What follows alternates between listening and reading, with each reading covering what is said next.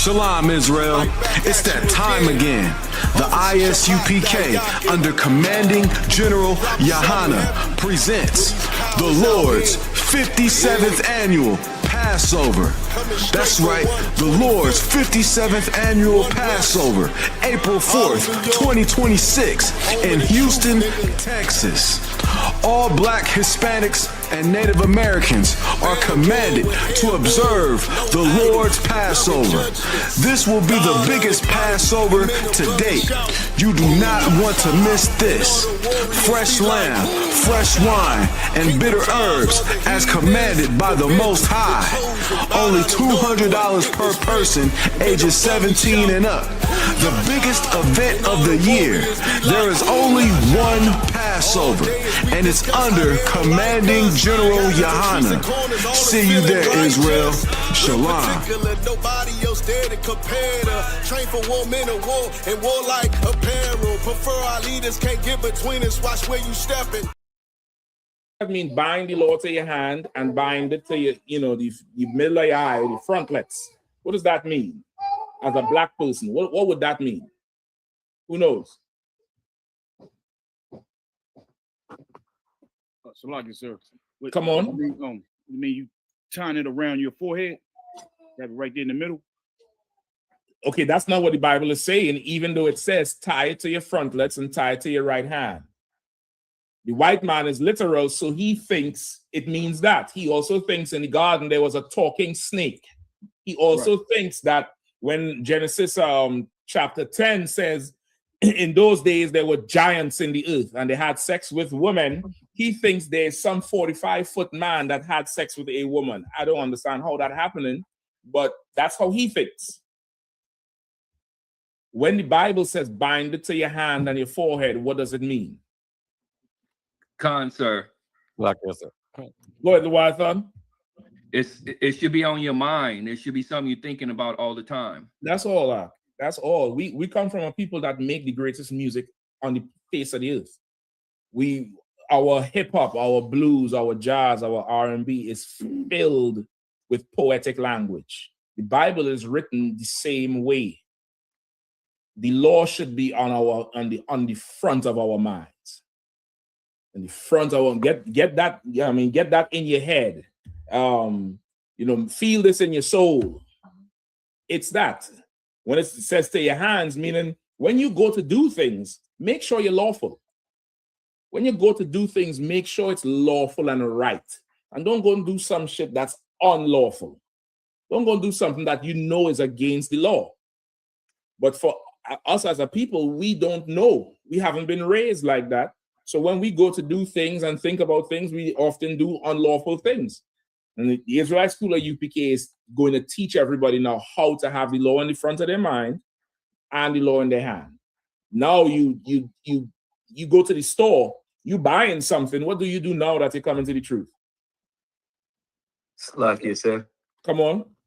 You looking at the ingredients to see if any type of anything unlawful is in it. What is riboflavin, potassium hydroxide? You asking Siri what the hell this is to know if it's pork. Brothers get so diligent. Brothers are saying there's pork in the mints, there's pork in the gums, there's pork in oil. I don't know what it is. They're finding pork everywhere, but they're so goddamn diligent because they have the law in their hand. The Jewish man would do that shit. You understand? That's what he would do. Go ahead. Salakia, sir. I was just gonna say about the gum. I was riding with a gentleman the other day to a slave, and we were talking about the different ingredients in food, and like you was just talking about. And I was chewing a piece of gum, and he said, "It's pork in that, right?" I had to spit the gum out. Hey, I wouldn't do that. I would keep chewing. I'd offer it to him. What the fuck I spitting the gum out for? Who is he? Is he in the truth? Does he know anything? There's pork in that. When he probably doing what? What else is he doing? What is he doing? Is he a Christian? He's celebrating birthdays and shit? He gonna tell me about pork in my mouth? Nigga, you want some gum with your stink mouth? I don't know nothing about none of that shit. I did not hear that from Commander Yahanna. So this gum is good. It's holy. It's sanctified and Holy Ghost filled. Praise God. You want some? Yeah, I wouldn't do none of that shit. If somebody in here tells you that's unlawful, then outside of that shit, just bring it here before you decide to yield to somebody in the world. You want to practice that shit. Somebody brings something to you in the world, you could hear it. Come here and get it verified and checked first. Don't start to mold your life around this shit, and before long, you practicing some other shit because somebody convinced you on the damn train about something that we don't know nothing about. All right, go ahead. If I could, sir. Go ahead, Warren. Hold on, but what's going to say? Go ahead, Warren. Yeah, what you're saying is so heavy, sir, because I can remember when I first started coming to the truth, people who never gave a damn about no laws, all of a sudden they want to lecture me about laws now because they heard that I'm studying with the I.S.U.P.K now. And what they're really trying to do, they're trying to usurp authority over you. That's it. In other words, if anybody's gonna have authority over what you can do and what you can't eat, it's me. That's what they want to try to do. So I would say young brothers, be very diligent around that. If you hear from the school, don't even listen to it. Don't. Okay, you definitely could hear it and bring it. Hear it and bring it. You also don't want to practice just dismissing shit because you'll just get dismissive about everything. You could hear it and bring it. Somebody said this. Is this true or not? And you'll get the verification. We're going to check the proof on it. But what Officer Warren is saying is right. Because the minute you say, oh, shit, I got dumb. Now, what has happened in that moment? What has happened in that moment? You go, oh, shit. What has happened in that moment there, right there? Go ahead. You're doubting pretty much everything. You answer it. A little bit, not so much doubt in everything, but now there's something else that's happened. Something happened in that moment right there.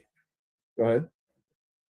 Did I yield to them? You yielded. You got corrected by somebody in the world. So subconsciously, this person has some knowledge that I should listen to. You get the point? Oh, sir. You can't just willingly do that shit. You can't just, let somebody tell you your house on fire and the house on fire, handle it. But they tell you some shit about, this thing got pork in it. Nigga, how? Where you read that shit? Where's your scholarship on it? What article? Where's that from? You have to do that. You have to get into that mode with people, or else, brother, like a warrior, I'm saying, they'll just usurp authority over you through a series of corrections. That got pork in it. That's really shrimp. Man, I always correcting you. You can't tell me nothing now. How many times I had to correct you? You don't yield to nothing now. If you're wrong, let somebody here tell you you're wrong. Oh, sir. By no means this is licensed to go out into the world and be an asshole.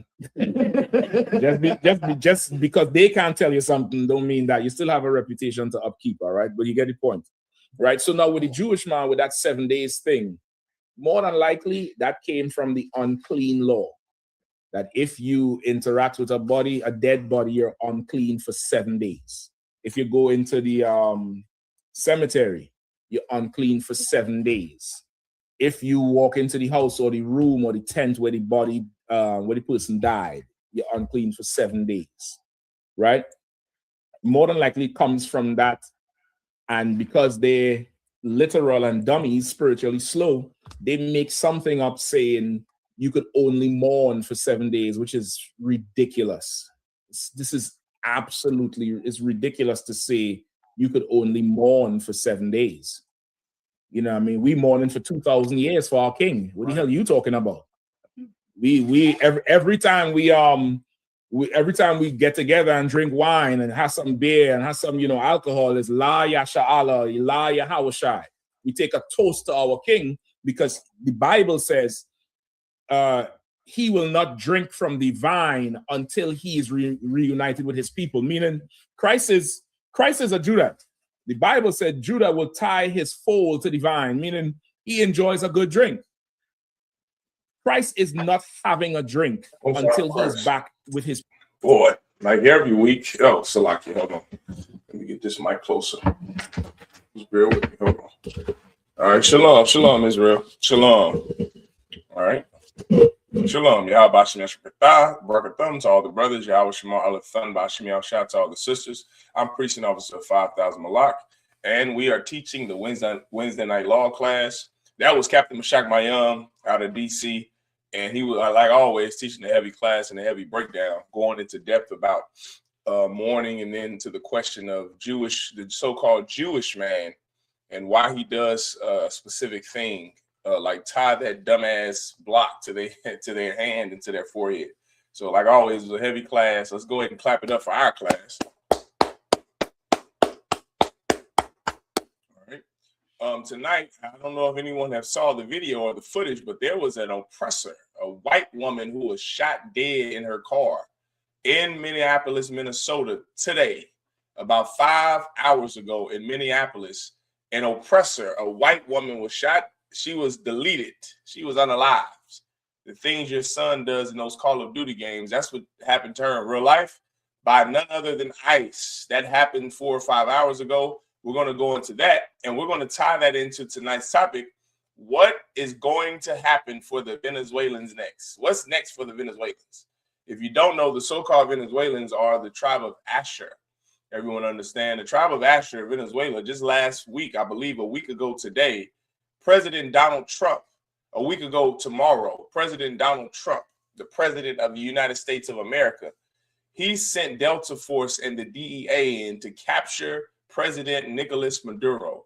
And Nicolas Maduro was the president of Venezuela, who Donald Trump is trying to, or went into the country to receive their oil, their resources, their deposits, everything that a country needs to sustain their life for the next 100 years. Donald Trump did that by kidnapping not only President Maduro, but his wife as well. And then there was celebrations in the streets of Venezuela.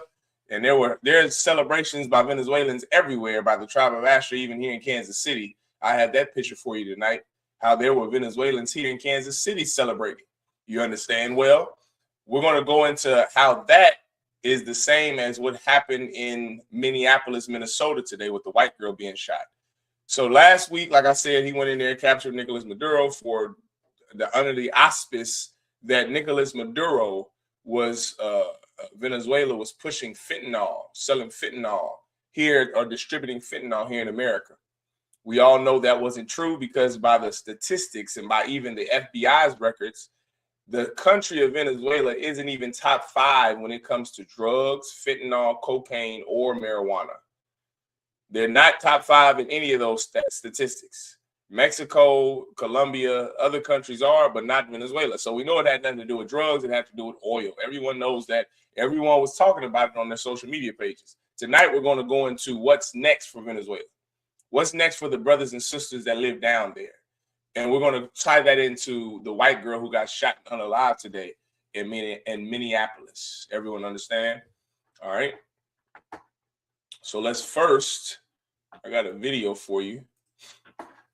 Oh boy, let's see here. Let's go first to Venezuela. All right. Let's pull up this video of exactly what happened. And then on top of everything, Nicolas Maduro has to be charged in America for the quote, the alleged crimes that Donald Trump and his cabinet believe he committed against America. So let's go here to describe what happened. Okay, here we go. This is a good video right here. Let's share this. Uh-oh, who we got down there?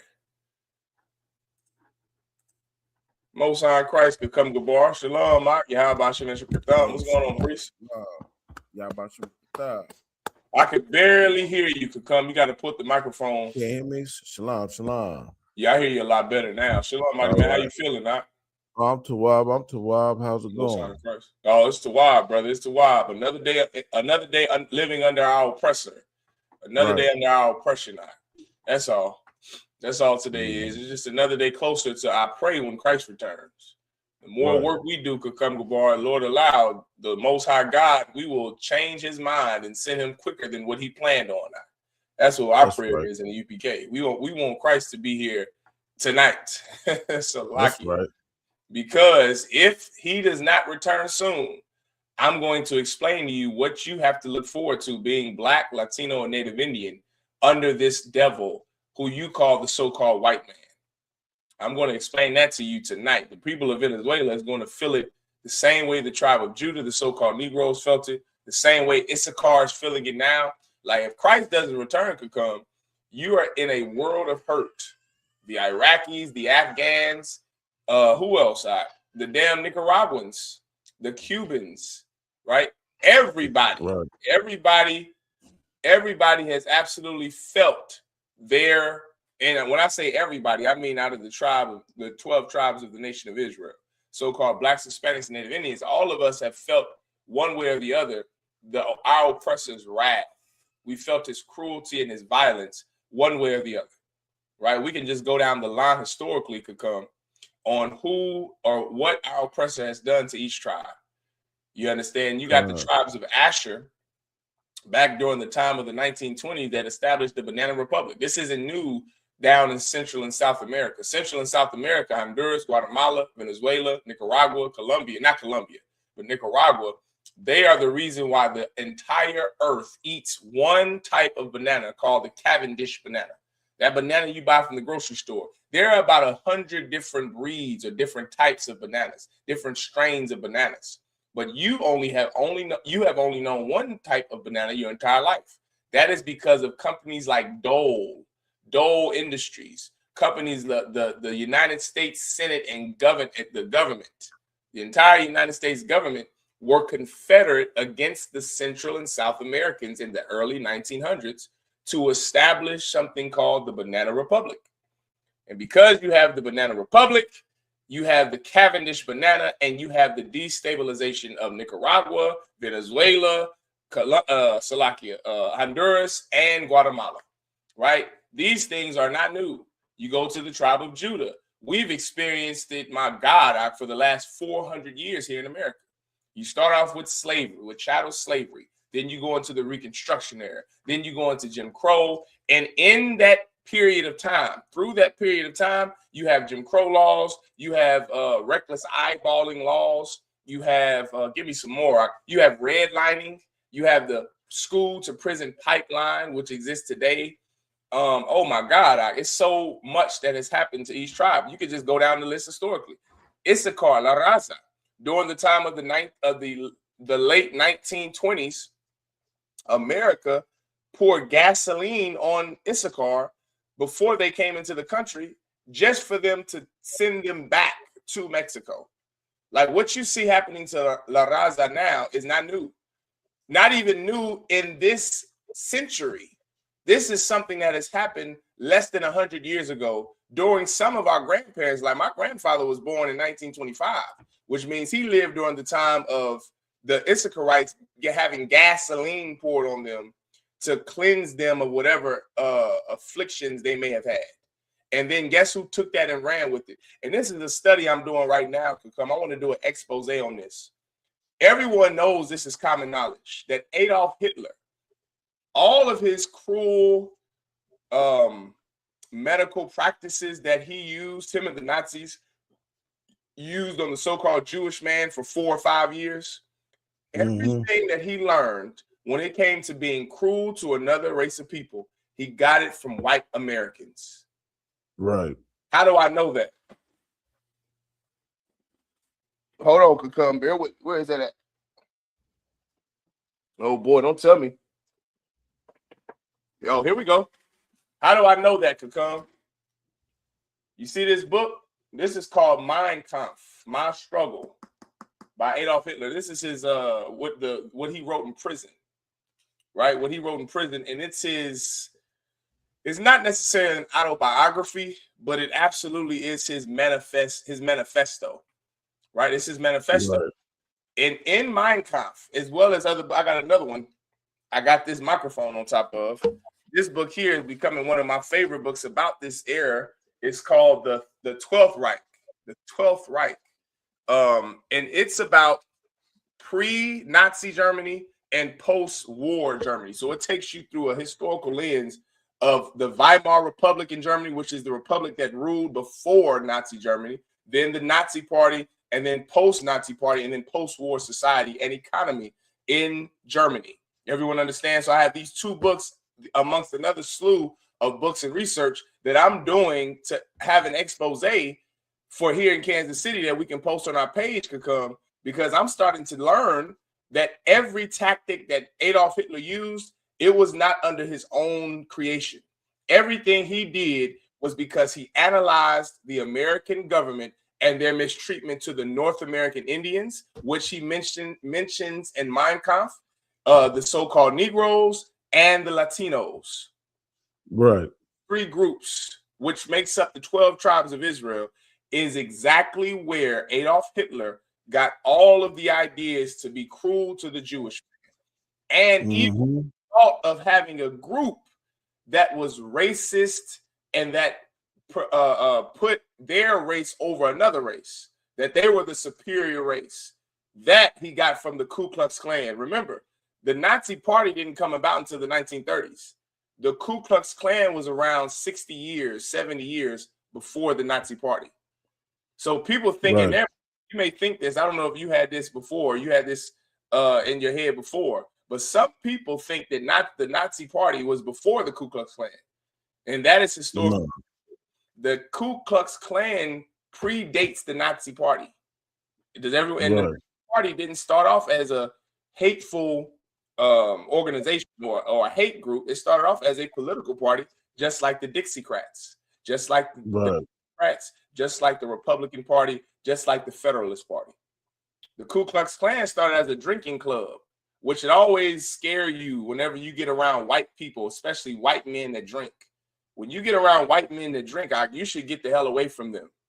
Because the Ku Klux Klan started as a drinking social club full of white Confederates, former Confederate soldiers who just lost the Civil War.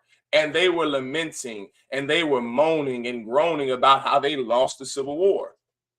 So they had to keep these niggers in their place. They started to drink like only white men can do. They started to drink those brewskis and they began to get drunk off of corn liquor, moonshine, and brewskis bar. And they began to go around Pulaski, Tennessee, and harass the tribe of Judah, so-called Negroes. And then harassment led to, this is just a funny joking game we play, like that devil who unalived, give me the devil's name who unalived James Byrd Jr. in Jasper, Texas, 1998. Give me his name.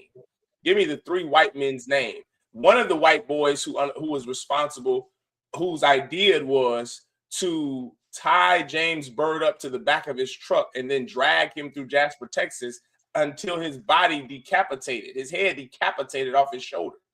Until that point, he was sentenced to the death penalty in Jasper, Texas. Brother, do you know that before that case of James Byrd, I'm gonna wait for you to get it. I'm gonna wait for you to get it to continue to expound on my point. Right? Yeah, cut him off. What's his name? The 3 men who was convicted of James Byrd Jr. were John William King, Lawrence Russell Brewer, and Sean Allen Berry. Okay, John William King was the one who was sentenced to death by lethal injection because it was his idea. He came forward and confessed and said it was my idea because he was a known white supremacist who belonged to none other than the Ku Klux Klan. And just like his forefathers and founding fathers of the Ku Klux Klan, they thought that it was jokes that was being played. There was a videotape that you can look at on YouTube of John William King saying to the DA to the DA and to the sheriff of Jasper, I did this to James Byrd Jr. as a joke. It was just a funny game. I just wanted to see a nigger get drugged from a car for a few miles. I didn't know I was going to kill him. That's what he said. That was his defense. It was just a joking game. Who else said that? His founding fathers, the Ku Klux Klan, Albert Pike, one of the founding fathers of the Ku Klux Klan. It's a bunch of white men that get drunk and they just want to lynch some black people just to see what they're for a game could come. It's not serious. It's not real. It's just a game. Our life is just a game to our oppressor. Same with the Latinos. Same with the North American Indian. Well, these oppressors are who inspired Adolf Hitler. Adolf Hitler didn't think to do this to the Jewish man if he had never seen white people. If Adolf Hitler would have never even seen white Americans, he would have never became Chancellor of Germany and had the ideation to go and now put Jewish people in gas chambers and concentration camps. The only way he did that, and the only place he got that idea from was from white American men. Does everyone understand? Well, listen, we've all had our share of oppression in this place.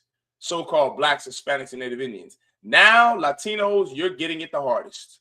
Now, America is going into your countries, and he's going to take your president, kidnap your president, kidnap their wives, kidnap their children, and now you're going to be the 51st, 52nd, 53rd, 54th state of the United States of America. Now you're going to see, what the world is about to witness is modern day imperialism. That's all. You're going to witness modern day imperialism. We got some check-ins. Let's address these comments. Hold on. Also, too, let's get in this chat, man, and y'all get in the chat of your young brother or sister, right? I see a few slave names that check in every week. I want to see you get them Hebrew names. Let's take them slave names in Iowa and Kansas City and let's turn them into a Hebrew name. But you have to earn it, and you earn it by this attendance sign in right here. You sign in here so your attendance can be counted for. Everyone understand, just like in college. Everyone understand. Shalom, Sister Ronnie. Yahweh Shema Tabashmi Shah. She's one of the names I'm thinking of that I want to see go from Ronnie to a Hebrew name. All right. Most High Christ says, Sister Zara. Shalom, sis. Sister Bashimah. Shalom, sis. Shalom to all the sisters. Yahweh Shema Alathan Bashmi Shah. All right. So, yeah, brother, we can go into the video of Nicolas Maduro. I got a perfect video I'm about to send to you right now. Could come through Facebook Messenger. And I want you to play this video right here. This here is what you're going to witness modern day imperialism. And because of the internet, because we live in the age of the internet. Did I send you the right one? Yeah, I sent you the right one. So like here, because we live in the age of the internet, there is nothing your oppressor can do and now hide it from you.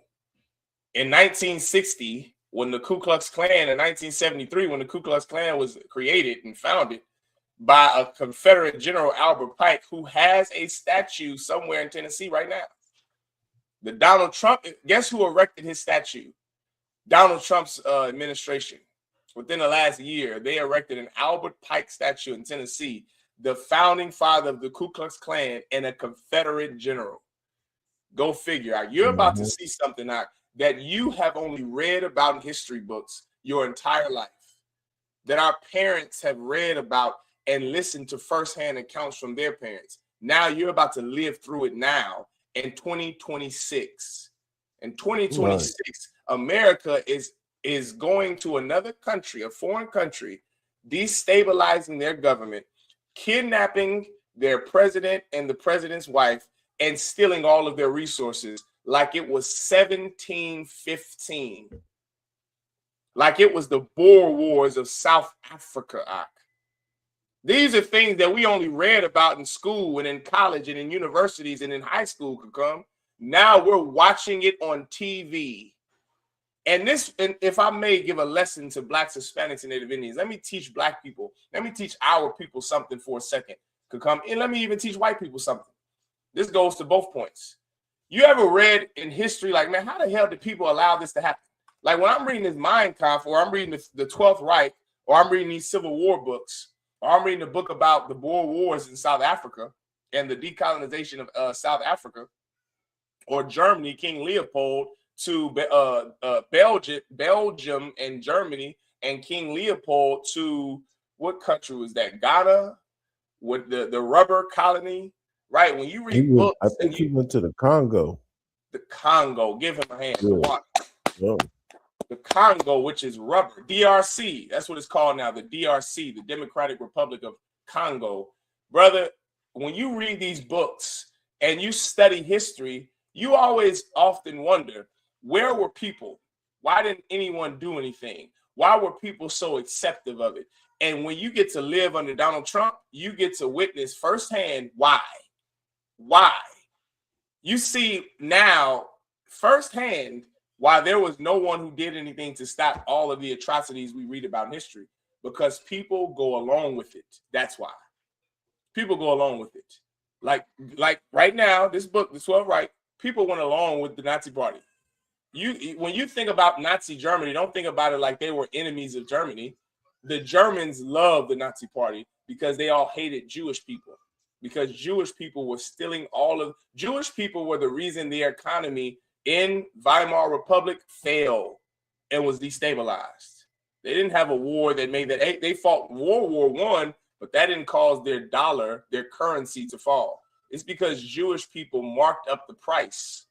I think they said in this book, 55% of the country of Weimar Republic after the war lived on a proletariat income and only 1% on a bourgeois income. Does anyone know what the bourgeois and the proletariat is?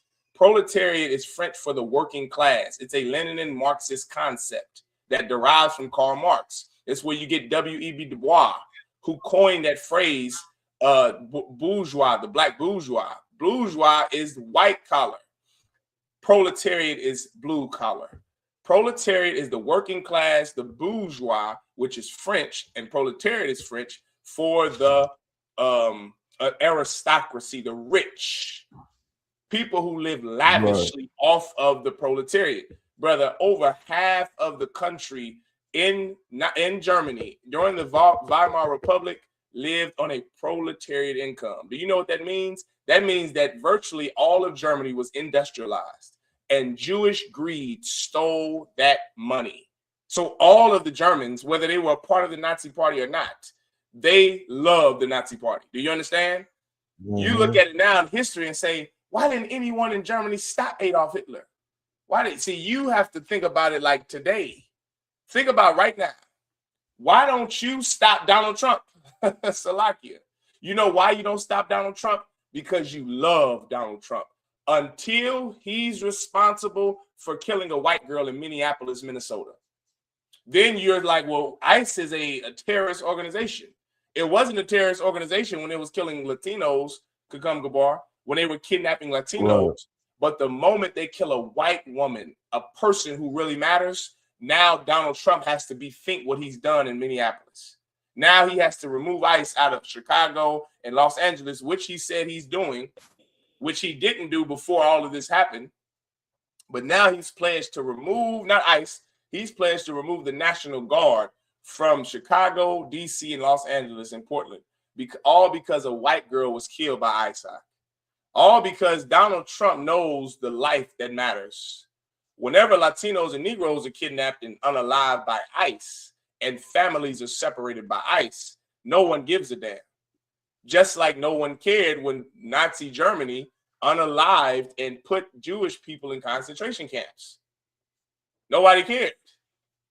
So now you see, Kakam, when you live through it, you see, goddamn, I'm living in the age of the internet, of video cameras.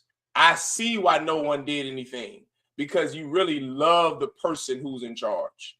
You love the fact that Donald Trump has carte blanche to go to Venezuela and kidnap the president and his wife, and now is going to steal all his resources because your gas is going to be cheaper.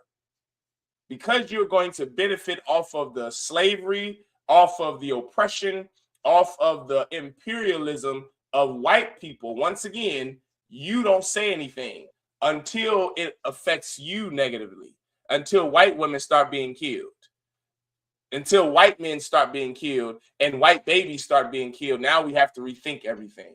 White people are hypocrites, and don't you ever forget that. And they are selfish.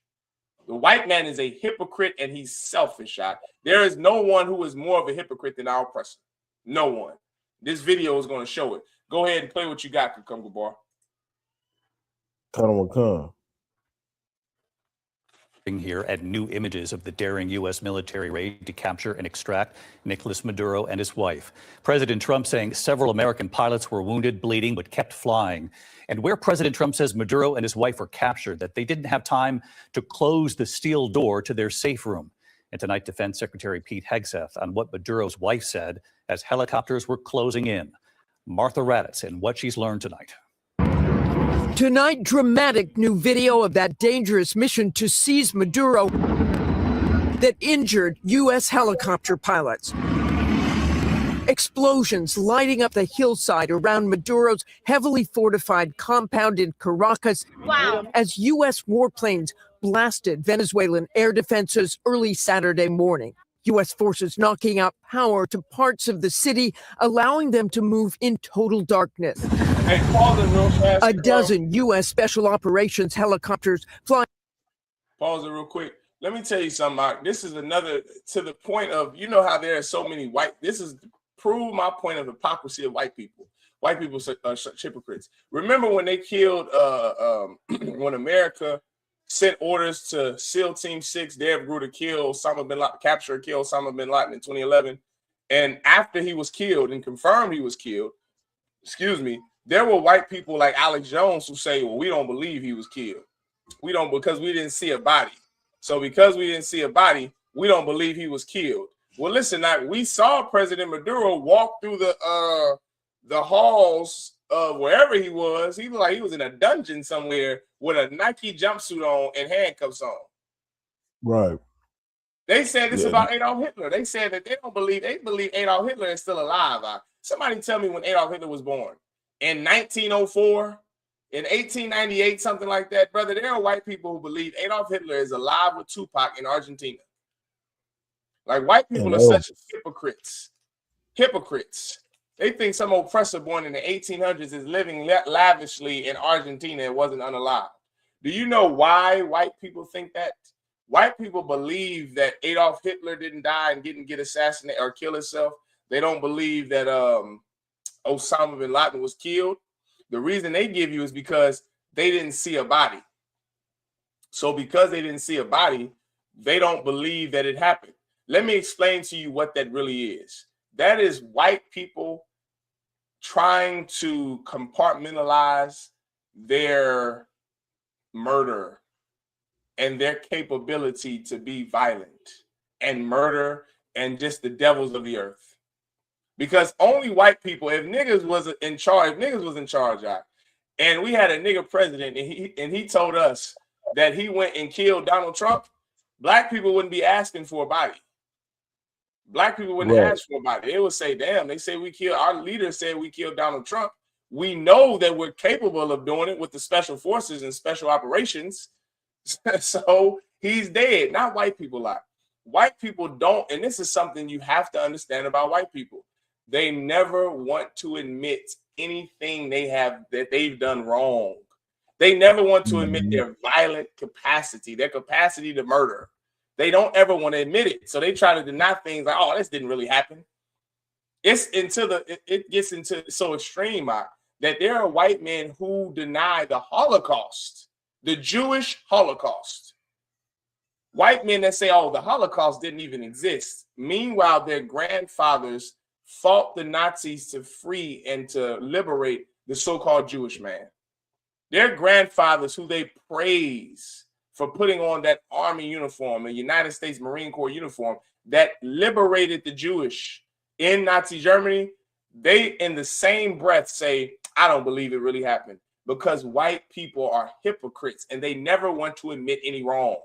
And so when you're battling a white person could come, I don't care if they're liberal or if they're far right, you better always remember that he is never going to admit his wrong.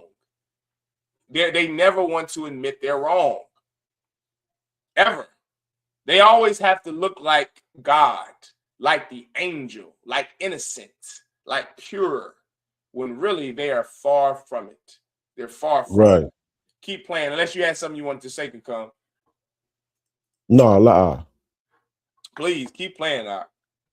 And just 100 feet above the ground. Like, if I may, hold on, Kakam. I got a comment here that says, we care about y'all as much as y'all care about us. Who is this? Is this a white person? If you're white, please say it now. It's gotta be. It's gotta be. We care about y'all as much as y'all care about us. I'll wait for him to answer, him or her to answer. But I would like to know, how do black people, or I shouldn't say it, let me ask you this question, Raw Bear Claw. How do white people care about blacks, Latinos, and Native Indians? That's my question to whoever this is, whether they're black or white. Right? How do white people, or how have white people cared about Negroes and Latinos and Native American Indians? I guess he's talking about the time when the white man gave Native Indians blankets to stay warm in the winter. I think that's the type of caring he's oh, wait, could come. Those blankets did have smallpox. You see, right before the white man cared about Native Indians, he gave them blankets with smallpox. And before he gave them blankets with smallpox, he gave himself the vaccination for it, but didn't give them a vaccination for it so they can get sick and die on a trail of tears from Florida and the East Coast of America all the way to Oklahoma. I guess that's the kind of caring he's let's see, is he talking about the caring when it was this black boy in Mississippi in 1955 that didn't do anything? And then there was a group of white men who came to his house and knocked on his uncle's door. And what I think did they take this? I think his name was Emmett Till. Did they take Emmett Till out for ice cream at 1 o'clock in the morning? Did they take Emmett Till out to buy him a new pair of shoes?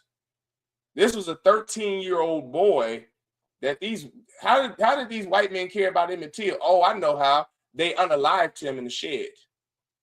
They sexually abused him. They beat him half to death. They shot him 6 times. They tied a cotton gin around his neck after he was dead. And then they drowned this 13-year-old boy in the Tallahatchie River in Mississippi. I guess that's how the caring the white man does.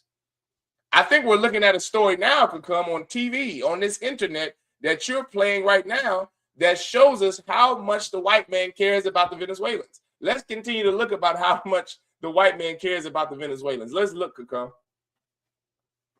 Let's see all this caring that the white man is talking about. A dozen U.S. Special Operations helicopters flying just 100 feet above the ground, moving in over the compound, firing miniguns and rockets at multiple targets.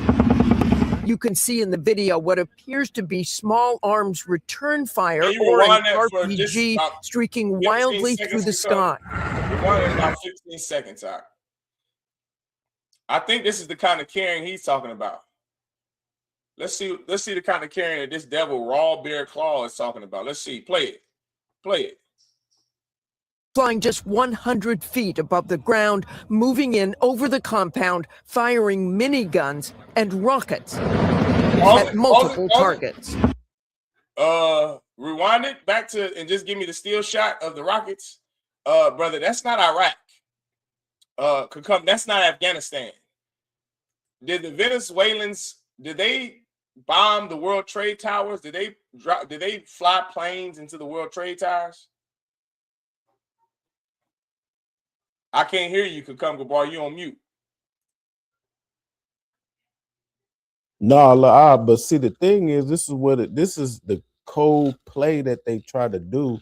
Because like you said, with Iraq, they would say, oh, there's weapons of mass destruction, or Afghanistan. But you know what he did? They labeled fentanyl as a weapon of mass destruction. Right. And so that was his little smoke screen to go up in there, do all his business, you know what I'm saying, kidnap the president, the president's wife, and now he's like, well, you know what? Until the regime change, we're gonna run. We'll run it. Yeah, we'll run. How nice of you, Donald Trump. How nice of Donald. I guess that's the caring that Raw Bear Claw is talking about, Kakam. I guess that's the kind of caring he's talking about. These missiles that are being launched in Venezuela. This is the country Venezuela these missiles are being launched to. Can you mute the video, go back and then play it? Mute it, go back and play it as I talk over the video. This is the kind of caring that white people give to Blacks, Latinos, and Native Indians. This devil says we care about y'all as much as y'all care about us. I don't know if that's true, Raw Bear Claw, because I'm looking at a country in Venezuela that has never bombed the World Trade Center, that is not responsible for any deaths in America on a mass scale. And this is the kind of care you give them in return. Venezuela has done nothing to America in its existence. This is the kind of care that you give the people that don't harm you. Is this the kind of love, Raw Bear Claw, that you give a people who isn't responsible for blowing up your World Trade Center, for mass unalivings in America? How many Venezuelan criminals can you show me now, Raw Bear Claw, that have came to America and has set up terrorist cells in America the way Iraq and Afghanistan has done, the Taliban and ISIS have done? like the Ku Klux Klan, which is a terrorist organization, the White Knights, which is a terrorist organization, the Nazi Party, which is a terrorist organization. The white knight of the Ku Klux Klan doesn't get kidnapped from his home in the middle of the night, even though the Ku Klux Klan is responsible for murdering Americans. Americans. You know how many black people were lynched in the South by the hands of the Ku Klux Klan? 3,000 in a period of 2 decades. Black people are American citizens, which means the Ku Klux Klan is a terrorist organization because they have committed crimes against American citizens the way Al-Qaeda did in 9/11, 2001 in New York City and the World Trade Center bombings. The Ku Klux Klan leaders get to sleep safe at night. The White Dragon, the Grand Dragon of the Ku Klux Klan, he gets to become a pastor of a Christian church and raise his children to hate the people that his organization actively is hunting and killing. He gets to sleep safe. President Maduro have never killed American citizens. He's never came on American ground, on American soil. If I could, please, 1 second, hold on 1 second. President Maduro has never came on American soil with his military and his Navy and have bombed America, hurt America, or harmed America in any way. But this is the type of caring that the white man says he's given to us over the years to come. This right here, missiles and bombs and drones and Delta Force and the kidnapping of a leader of a government. Go ahead and say what you got to say, Kakam Salakia.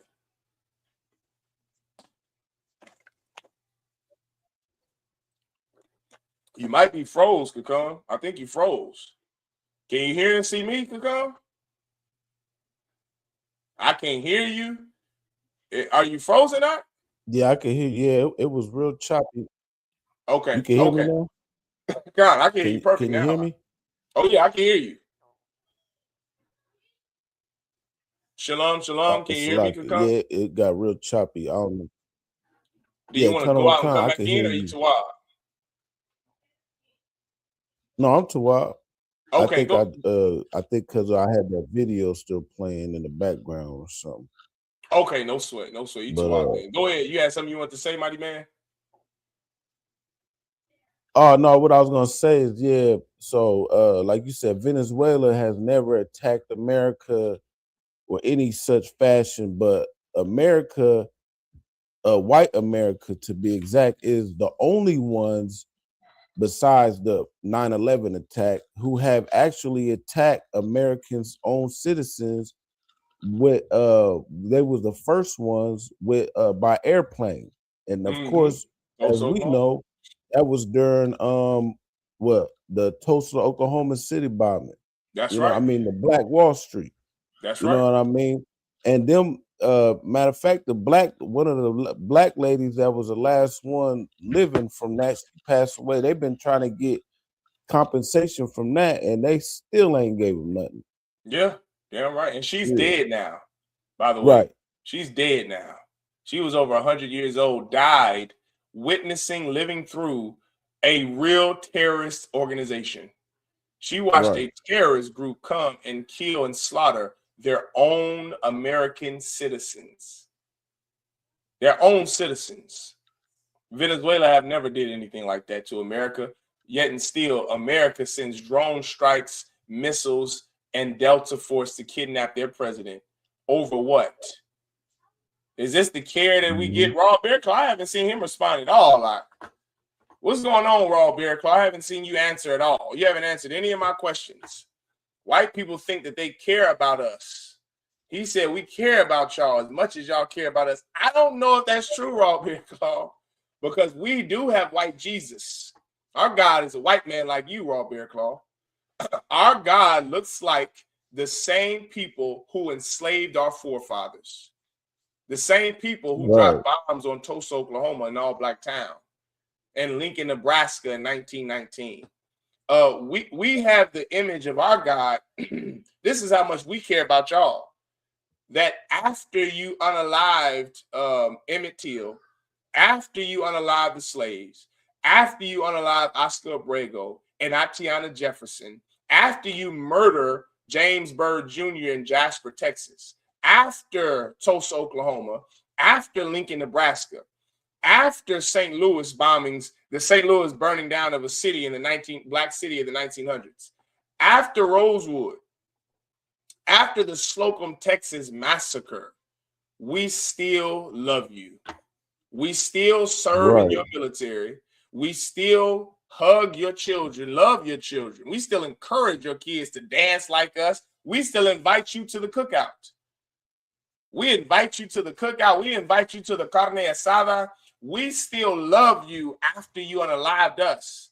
I would like to see you have that same love for the Venezuelans, Mr. White Man. The Venezuelans have done nothing to America. I would like to see America back the hell off and leave them alone. Free Maduro, man. Free President Maduro. Free him and his wife. Let him go live back in Venezuela and run his country the way that you've allowed Kim Jong-un to run his goddamn country. That devil, if you got, this is what's so evil about the oppressor, his lies. Give me Psalms 55. Give me Psalms 55:19. I'm sorry, 55:20. Right? Let's read that real quick. This is the lies of your oppressor. This devil, Donald Trump, said that they went in and captured Maduro because of the way he was treating his citizens. Have you ever heard of Kim Jong-un? The North Koreans are starving, and Kim Jong-un cannot feed his country. He can feed himself, but he can't feed the people of North Korea. Brother, people want to leave out of North Korea every day. And this is what's so heavy about the North Korean story. Kakumgabar, the North Koreans aren't allowed to watch anything other than what the North Koreans allow them to watch. Meaning they can't watch CNN. They can't look at American movies. They don't see that they are living in poverty and hell and utter destruction. Yet and still they want to escape, which tells you what? Life has to be so bad in North Korea that they want to leave North Korea even without them seeing something better. They haven't even seen anything better. They just know that something isn't right here. And they want to escape every day. Brother, the North Koreans have to defecate twice a year. Am I making this up? I am not. You can look up a story of a North Korean woman who escaped from the DMZ, from the demilitarized zone of North and South Korea. This heathen said that you are not allowed to defecate more than twice a year. You can only defecate twice a year. Do you want to know why? Because it keeps the levels of, I don't know what that is. It keeps the methane levels down.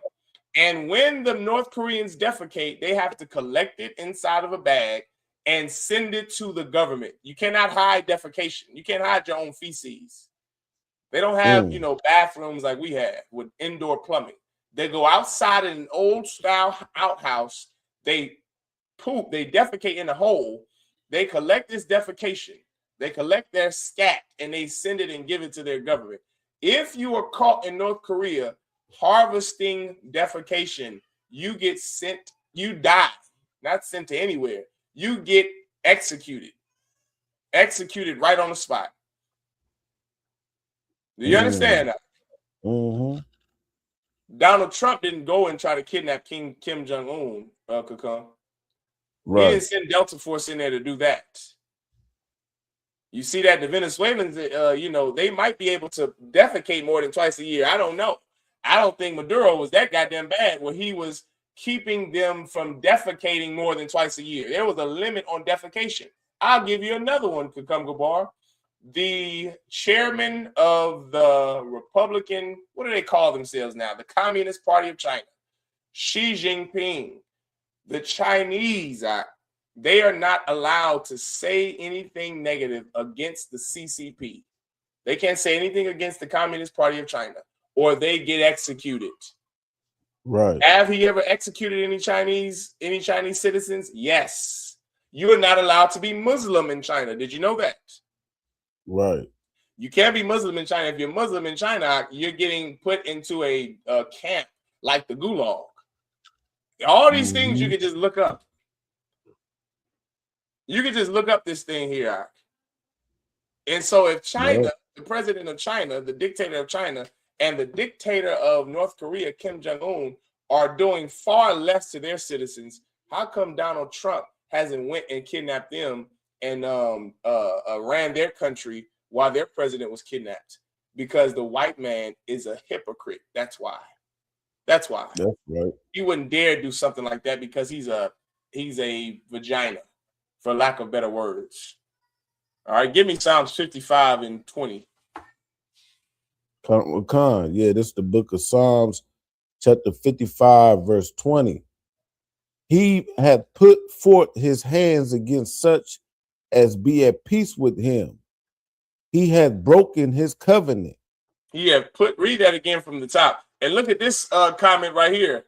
Kakam. Well, North Koreans don't have oil. What would have the point? And first and foremost, you should go back to school and learn how to read and learn how to write. Mr. Slade J. I don't know if I'm assuming you're a white man with that old. This is an old. Give this devil here a hand, Doc.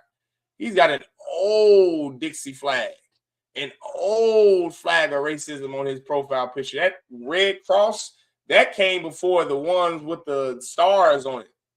That old Dixie flag. I know he listens to Hank Williams Jr.'s song every morning. If the South would have won, we'd have had it made. This devil here, this is a real. I guarantee you, he's from a holler. Do you know what a holler is? He's from a holler in West Virginia. You remember that brother on Dave Chappelle's show? That old brother that holler, holler, holler. Let me see, holler, holler, holler. Holla, holla, holla. Holla, holla, holla, holla, holla. Holla, holla, holla, holla, holla, holla. Holla, holla, holla, holla. This devil here is from a holler. You hear me? You don't even know what a holler is because you're a city boy. This devil, Mr. Slade J, is from a holler, and he is racist as he can be. And he's an honest white man. I hope. He says, well, North Koreans don't have oil. What would have the point? I'm going to excuse your illiteracy because I know you're from a dirt poor holler in West Virginia, and you listen to Hank Williams Jr. every morning. If the South would have won, we'd have had it made. I would have ran for president of the Southern states. I know that's his favorite song. Well, listen, Mr. White Man, Mr. Hank Williams Jr., Albert Pike, Jefferson Davis wannabe, you are correct. The North Koreans don't have oil. So what does that tell you about Donald Trump's reasoning for going down to Venezuela? Did it have to do with the way he treated the citizens, Mr. White Man? You see how you are now, white people, because of the age of the internet, they can't hide from the truth anymore. Now we know why you invaded Iraq. Now we know why you invaded Afghanistan and why you do anything to benefit any country. It's all to benefit yourself. That's the scripture we're reading about, Mr. Slade J. Hank Williams Holler Jr. He's West Virginia. I guarantee this devil's from Alabama, because that is an Alabama flag, or he's from West Virginia. But I know this, he's an old school racist. That I know. I miss those old school Peckerwoods. He's an old school Peckerwood, Mr. Slade J. You got some devils now. Like, I don't like these devils. These are devils. These white people y'all got now are just devils. I don't like just these. I want them Peckerwoods. I want an Albert Pike, Sidney Johnston. I want a PGT Beauregard. You see that devil, Mike Johnson, the Speaker of the House, Donald Trump's boy? He's from Louisiana, just like his forefather, PGT Beauregard, who was a Confederate general. Brother, I miss those type of white men that's just going to say nigger out the car. They're going to have a noose. Right. They're going to have all niggers must hang on the back of their truck. I guarantee you Mr. Slade J has that on the back of his truck. All niggers must hang. Where are those white people at? I guess they're in the White House. I guess they working in the White House because you got a goddamn Nazi Stephen Miller in the White House. And I don't even know what Stephen Miller's job is. Stephen Miller doesn't have an official title. He's just a race-baiting devil who is a Nazi. He is a full-out Nazi, and his wife is Jewish. Go figure. Right. This devil, Stephen Miller, is a Nazi, and his wife is Jewish. Brother, you white people, brother, you need black people to rule over you. You need black people to rule over you. Read what you got again, Kakam, Psalms 55 and 20. From Mr. Slade J. Holler. Mr. Holler, holler, holler, holler, J. Wakam. This is the book of Psalms, chapter 55 and verse 20. He had put forth his hands against such as be at peace with him. he had broken his covenant. What? Hold on. This devil say, he said, hold on. Whoa. He said, good, take their oil. He said, I'm British and live in Canada, and my entire childhood is. So why do you have an Alabama Dixie, old Dixie flag, Mr. Slade J? I wondered about your name. His name is Slade, which, you know, and it probably ain't Slade. It's probably Slodgy, because he's some East Indian. I want to know something, Mr. Slodgy, Mr. Slade J, however the hell you say your name. I want to know, Mr. British, live in Canada. He's Saudi Arabian. He's some devil. Probably not even real could come. He could not be real. That's a possibility too. But this is what I want to know from heathens who come to America, or heathens who have anything to say about America or racism. Why, whenever Black and Hispanic people began to talk about the crimes of white people, why do you fall in line with white people? And this is to you dumbass Black men who want to be Muslims. You see why you can't be a Muslim? This is your Muslim brother right here, Slodgy. Some Haji going Arab. Who, by the way, Mr. Arab, when I was on deployment, we dropped bombs on, we killed so many of you Arabs out. Ooh, boy, I remember our shooter, Sonny, he was a Lieutenant Sonny. He had F-ISIS in Arabic writing on the back of his cranial. Ooh, we killed a lot of you Arabs out. A lot of you Arabs over there in the Middle East. And listen, I'm glad that we don't have any PTSD about it. None of you Black people should feel sorry if you were in the oppressor's military for what you did to those Arabs, because this is what the Arabs think about you. This is what the Arabs think about you. He's a British Arab living in Canada, and he's Arab. That's why he has Mr. Slodgy. And this is what he thinks about you Negroes. This is what he thinks about Latinos. He said a win is a win. Let me go back to that comment. Did you see that, Kakao? Oh my God. This is what the Arabs think about you, Mr. Assalamu alaikum, Allah, the beneficent and merciful, you Malcolm X idiots that want to be a goddamn Muslim like Muhammad Ali and Malcolm X. You're a dummy. All you Black men want to do in the Nation of Islam is sell bean pies and get high and sell dope. You want to be an Arab. The Arabs don't give a damn about your people. And this is what I'm starting to learn about you. You don't care about your people either. You know something that this whole Venezuelan thing showed me could come? I'm going to let you finish the scripture, but before I let you finish, this whole thing showed me something that is so sad that we don't care about each other. We don't care about each other. You understand that? Like these devils and these heathens, I expect them to be ignorant and stupid and crazy and be racist. I don't expect it for my own people. I don't expect it from my own people. I don't expect the Venezuelans to cheer and celebrate when the white man comes and kidnaps their president. You dumbass Venezuelans that celebrated, you tribe of Asher, you think that Donald Trump is going to treat you better than Maduro did? Is that what you think? Maybe we need to interview some Venezuelans here in Kansas City and in Iowa this weekend, Kakao. Because for the life of me, why would you cheer and celebrate? If Donald Trump raised your father from the dead, you better never celebrate that. I don't give a damn what America does to help you. You better never celebrate it, because there is no one more cruel than the white man. You think Nicolas Maduro was cruel? And first and foremost, like I have still not seen any cruelty on Nicolas Maduro's part. He wasn't in the truth. He's not in the truth. He's not a holy man. You understand? He's the tribe of it. He's from the children of Israel, an Israelite by blood, but he's not in the truth. He's not perfect, just like you ain't. I'm not saying that this cat Nicolas Maduro is perfect, but brother, he doesn't deserve to be in charge. His people voted for him. I want to know what he did that was so bad that the Venezuelan people are cheering for his removal. That's what I want to know, Kakao. Keep reading. This is who you listen. This scripture that this officer is reading, he's about to start from the top. This is about the country who's going to rule you now. This wasn't about Nicolas Maduro. Just remember that, Venezuelans. Just remember that. Nunca lo olvides. El blanco hombre es el diablo en la Biblia. Don't ever forget it, Issachar. Don't ever forget it, Venezuelans. Don't ever forget it, Nicaraguans. Don't ever forget it, Raza, Latinos. Don't ever forget that. Your oppressor is the devil the Bible speaks of. And don't you ever forget it. Nicolas Maduro wasn't the devil, but the devil who's now coming to steal your land and run your country. Your women are going to be twerking on Instagram here in 2 seconds. They're going to be selling their children because they're going to be hooked on crack so much. You're going to see a real devil here in 1 second, Venezuelans. All of that cheering you were doing, you're going to see who the white man really is. This is who the white man is. Read, Kakam.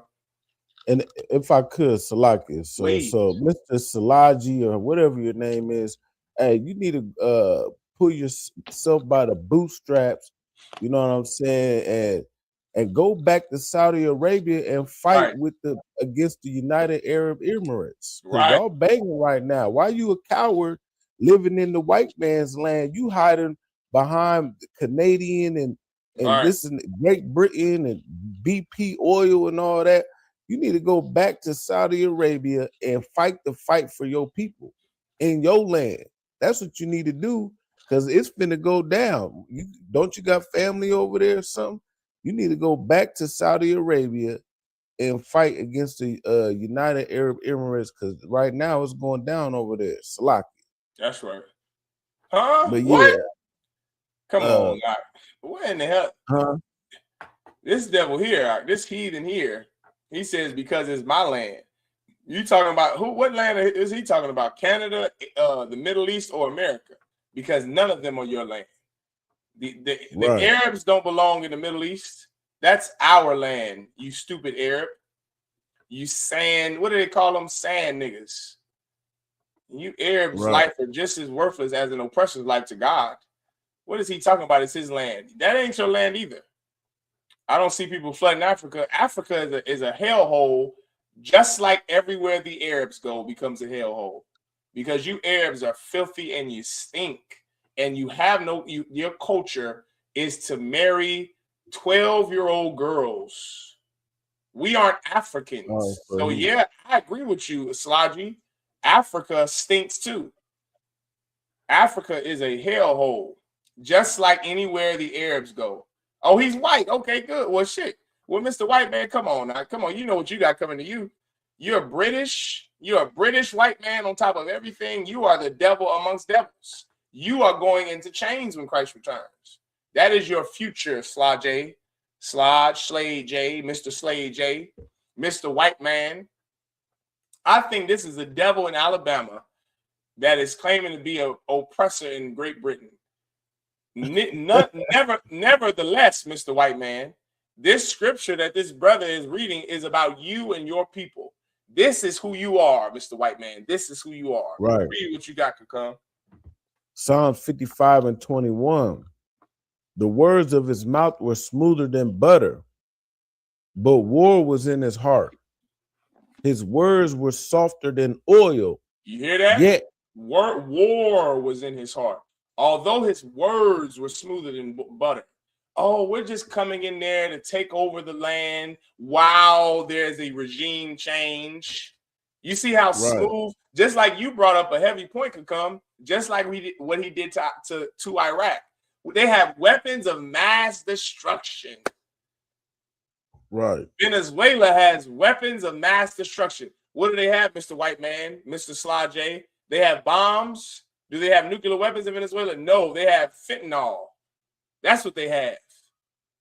Guess who else has fentanyl, Mr. Slade J? China. China has all the world's fentanyl. That's what you get fentanyl from. Afghanistan has all the fentanyl in the world. China has all the fentanyl in the world. Venezuela doesn't even have 1% of what China has in fentanyl. But his words are smooth. You know, we got all these drugs coming in from Venezuela. You have no drugs coming in from Venezuela, you dumbass white man. None. America gets 0 drugs from Venezuela. You get all of your drugs from China and Afghanistan. That's where your drugs come from, not Venezuela. But his words are smooth as oil. His words are smooth as oil. Keep going, Kakam. Read it from right there. His words are smooth as oil. But what is in his heart? the words of his mouth were smoother than butter, but war was in his heart. His words are And his, smoother than butter, and war is in his heart. This is the truth about the white man. He wants to be violent to everybody, even his own people. How do I know he wants to be violent to everybody, including his own people? Because today in Minneapolis, he shot a white woman. An ICE agent shot a white woman. Do you know what that means, Kakam? You know how valuable white women are to white society, to the world? White women are God here.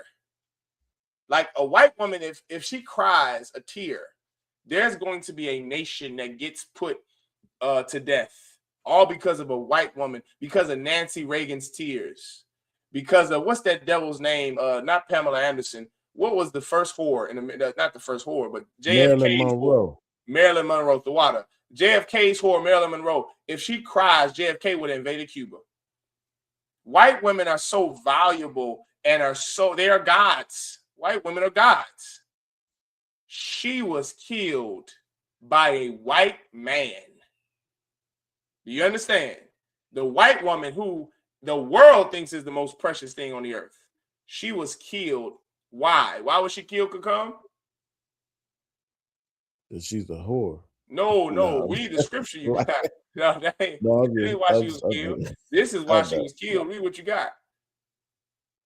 His words were softer than oil, yet were the drawn swords. No, go back. War was in his heart. All right? War. Follow me. War. This is why that white woman in Minneapolis was unalive today by a white ICE agent. Why was she unalive today, Kakam? Because war was in his heart. Because the white man is constantly thinking about being violent. There's nothing else that means anything to white men other than being violent. White people, you white women aren't off the hook. White people only know how to do one thing, and it is murder and be violent. That's all he knows how to do. The Bible says that Esau is blessed with the sword. All the white man knows how to do is kill and unalive and steal and destroy and hate. That's all he knows how to do. He barely makes children. Did you know that? Did you know that white rod is inferior to your rod, black and Hispanic man? The white man can't make children. He doesn't have sex good. We know that because his women wants us, right? We know that. The white man is terrible in bed. That's why he's a rapist, because really he wants men. He doesn't even want a woman, just like his Roman forefathers, his Greek forefathers. So the only thing white people do well is murder, steal, lie. That's all they know how to do, That's all they know how to do. They are the original criminals on this earth, the original murderer on this earth since Cain in the Bible. That's all they know how to do. But now it's coming back to bite them. You understand, Kakam? When a white woman in Minneapolis gets killed, and then General Hyman just went over the story Thursday night when the police murdered each other in Detroit. The same police force murdered each other in Detroit because they were off duty. But because the white man can't help himself to be violent, these are the things that you're going to start seeing more and more of, Kakam. Do you understand? You're going to start seeing these things more and more. So get your phones ready to start reacting to this content, making content, Kakam. I mean, you're going to see it every day. This white man kills this white woman. This white woman kills her white husband. You're going to see that more. Why? Because as we're approaching the end, the Bible says, you read this scripture before a few weeks ago, the white man knows his empire is over. He knows that his time is up to run this place, which is why Donald Trump is getting Venezuela, making it the 51st, 52nd, 53rd state, while he's getting Greenland. Like, these white people know that their time is, that's why they're every week they're in these comment sections worrying about what the Israelite School of UPK are teaching. Never have white people ever gave a damn about what the ISUPK have taught, ever. They have never even gave a damn about what we taught. They just thought we were a bunch of crazy niggers on a corner. But now they're starting to listen to what we're actually saying. Why? Because they know what we're saying is the truth. That's why Mr. Slade J and who was the other one? Some other users on this platform, they know what we're saying is true. So they're flooding the comments They're trying to say and speak their piece. They're trying to say what we saying ain't true. They saying all of this garbage. They wanted to battle us like they did to Captain Tazariak and Captain Katazak. They try to battle us and want to battle us now, when before we were just a bunch of crazy niggas, right, Kakam? Once before we were just a bunch of crazy niggas and spicks on the corner that wasn't saying and talking about nothing. We just needed to get a job. We just niggas who need to get a job. But now you're listening because you see your dynasty, you see your empire crumbling right before your eyes. You see it happening right before your eyes. So what do you have to do? So you have to now go and be more cruel. When else did this happen? Under the Egyptians. The Egyptians saw us growing and growing and growing and growing. So what did the Bible say the Egyptian Pharaoh did at that time that didn't know Joseph? What did he do? He gave them brick and mortar, brick and straw, and he gave them rigor. He made their life harder because he knew that with the increase and the population of Blacks, Hispanics, and Native Indians meant the decrease in the population of the Egyptian Africans. So he had to be more cruel to the tribes of Israel so that we can stay oppressed. Well, guess what? The white man in America learned from his playbook. So now guess what he's doing? Now he's going to oppress you harder, Latinos. He's going to oppress you harder, Negro. He's going to oppress you Negroes, you Latinos, and Native American Indians harder, because he sees that his empire is coming to an end. And there is nothing he can do to save it. I don't care if America took 50 Venezuelans. Christ is coming back to put an end to the white man. There is nothing you can do, Mr. White Man, that's going to spare your life when Christ returns. There's nothing you can do to halt the return of Jesus Christ. You can't prevent it. You can't stop it. You have to simply accept it. And because he feels that, it's like you got that feeling like, oh, I'm about to get caught. You ever had that feeling if you're running from the law, you got to warn you like, oh shit, I'm about to get, it's like the hairs tingle on the back of your neck and you get scared and goosebumps. That's Donald Trump. That's your oppressor. That's the average white man in America. He sees what's going on. He studies the trends. He sees it. He goes and walks outside every day. He sees the current state of America. That's why you have the what theory is that? They have the replacement theory. That's why they have the replacement theory, could come, because they know they're being replaced. They know their reign is coming to an end. They know that. And because they're so big on color and skin color, they only see black and brown now. They don't see any white anywhere they go. Now, it used to be whenever in the 50s, when they walked into an establishment that was a fine dining establishment, guess what? You only saw white faces with black and brown faces serving you. Not in 2026. You don't see that they don't see that in 2026 to come. And that scares white people. It scares him. So what does he have to go do? He has to go use his smooth words. What is that synonymous with? Lies. The white man is an expert liar. He can just lie and lie and lie. Like his lie of recently saying that the Venezuelans are pushing fentanyl in America. They're sending fentanyl to America, which was a lie. We could just look up the world statistics of where fentanyl comes from. The biggest fentanyl distributors, the biggest fentanyl buyers, and the biggest fentanyl makers. You can look that up. Remember, we live in the age of the internet, Mr. White Man. So the same documents and statistics and studies that you watch, read, and analyze, we all have the same capability to do the same. We all can do this, just what you have been doing for the last 80 years. We all have been doing that. Go ahead, Kakam. Right. Yeah, if I could on that, because that's the reason why they invaded Afghanistan too. Mm-hmm. Because Afghanistan was the leading producer in the poppy fields. If you want to pull that, you can, Kakam. Yeah, I definitely can. And so right after Afghanistan, which was what, about 10, how many, 20 years ago? Yeah, around that time. 2 decades. It's been about 2 decades. Yeah. I think we've been there since 06. It's 2026. So yeah, 2 decades. Right. So right after that, guess what happened? The opioid epidemic, because we was controlling all the opium, poppy fields in Afghanistan. But yeah, right here, let's see. who's the world leading leader of poppy fields.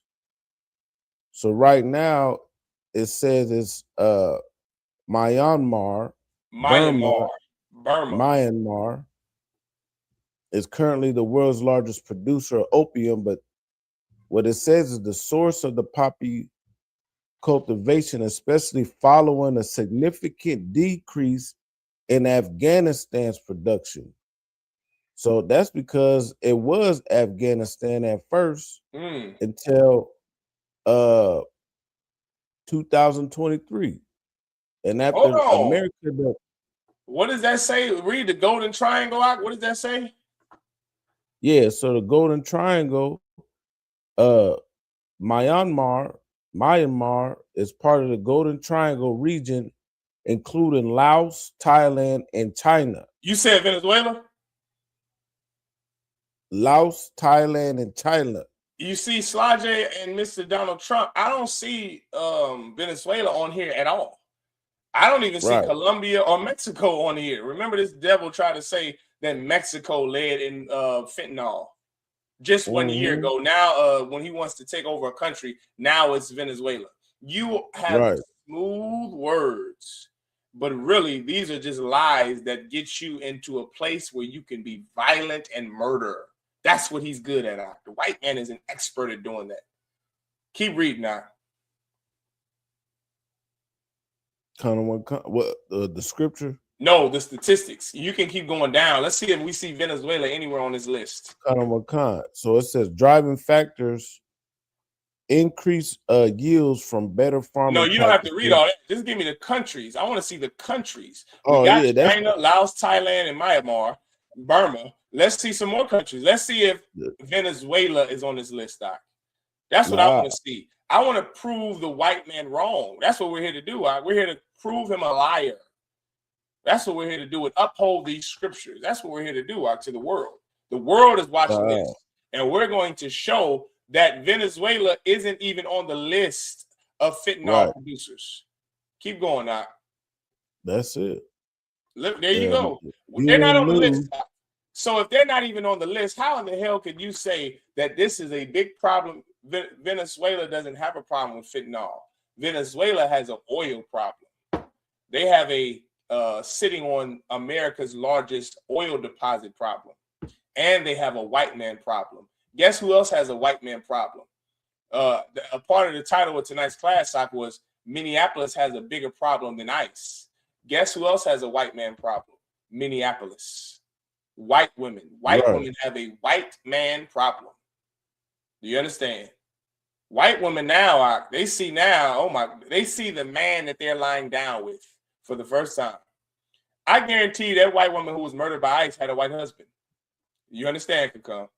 She knew, she ain't here no more, I don't think. She knew that her white husband, if put in that same position, would have done the same thing to another person. Because white men have an urge to kill like you just don't understand. And there's something that cannot be studied. It's something that really, you just have to be spiritual enough to know and see and read the Bible and see the patterns and analyze the pattern and the trends of white people. There's something in him since Cain that he doesn't know how to be civil. Like the white man is really antisocial. If you ever want to know what antisocial is, it's white people. White people just cannot be social to the point where if there were no Negroes, Latinos, or Native Indians in America, give me the Minneapolis video. Hold on, what you got right here? Oh, I see. You still got that. No, yeah. No sweat. No, give me the video of Minneapolis today of ICE, right? If there were no white people, if there were no blacks, Hispanics, and Native Indians in America, Mr. White Man, you would kill each other. You would just kill each other, just like you did during the Civil War. You would just unalive each other because you need someone to kill. And listen, if there was no one, if the white man was on an island by himself, he would just kill himself. Do you understand? Because the white man, now he's Satan. The white man is the devil. He's constantly just listening to the devil, to Satan, to Lucifer. Like he doesn't listen to anybody else. It's like the white man is a tool of Satan. That's all he is. He doesn't really know how to be godly and be spiritual and be nice and kind. And he only knows one thing, and that's to be cruel. That's to be cruel. And if white people ever do help, it's some benefit to theirs. The only white man I can think of where he was nothing like his people was John Brown. I can't even acknowledge William Lloyd Garrison. I can't give you any of the benefactors of the HBCUs because they all required something in return. And most of those white men didn't believe that black people were equal to them. They just didn't want us in slavery. It was only one white man I can think of that was good enough to, he was exemplary to his race. And that white man I got of any history I've done was indeed John Brown. Like, I don't even know if there was any other time in history where a white man did what he did. White people have an urge, and listen, even John, this is what's so heavy about John Brown, if I may come. John Brown didn't suppress his urge to be a white man. You know how white people have the urge to be violent and kill? That's not so bad if you use it for the right thing. You get what I'm saying?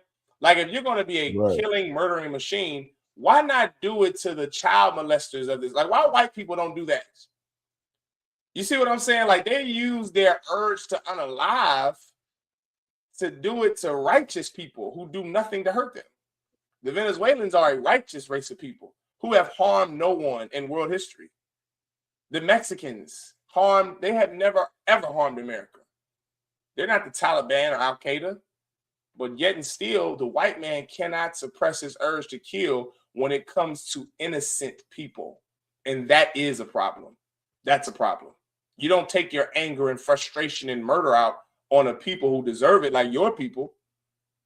That's why there was only one John Brown, because he took his murdering, angering, frustrated white self. He took all that out on a race of people who deserved it, and that was his people. Do you understand, Kakum? You get my point? Why hasn't there been white people to do that since or before? This is it plagues my mind. It keeps me up at night, Kakum. Why is there no good white man to do what he did? You don't see it. You do not see it. And I want to know why you don't see it. Why is he there? Is it because white people are really just that bad? Or is it because white people really just hate us that much? Right. Go ahead, play what you got out. About a shooting that we just had in Minneapolis, Minnesota. It was an act of domestic terrorism.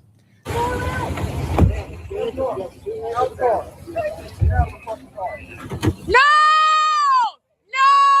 Shame! Shame! Oh my fucking God! What the fuck? What the fuck? You just fucking, what the fuck did you do? What did you do? You! Shame! Shame! Shame! Shame! Shame! Shame! Shame! Shame! Dude, what's happening to her? What happened?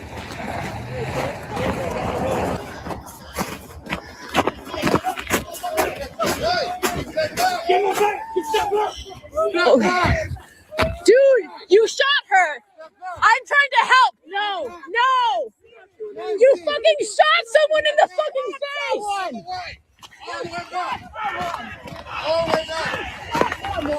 You shot someone in the fucking face. Do you have a conscience? Do you have a conscience? Oh, pause, Kakum. Pause that. You asked about a shooting that we just... Pause that. Pause it. Rewind it. Right, rewind that. And just keep it paused. Did y'all hear what that white woman said that was recording? She said, do you have a conscience? Do you have a conscience? Do you have a conscience? You just shot somebody in the face. Where was this when Donald Trump kidnapped President Maduro and bombed Venezuela? Where was this outrage during the Trail of Tears? Where was this outrage during Emmett Till? Where was this outrage during James Byrd Jr. in Jasper, Texas? Where was this outrage when that sister in Milwaukee was shot in the face by a police officer who was supposed to be responding to a possible burglary? Where was this outrage then during George Floyd? Do they have a conscience? Have white people been asleep for 400 years or what, Kakam? Do they have a Right. conscience? What in the hell is she talking about? No, they don't have a conscience.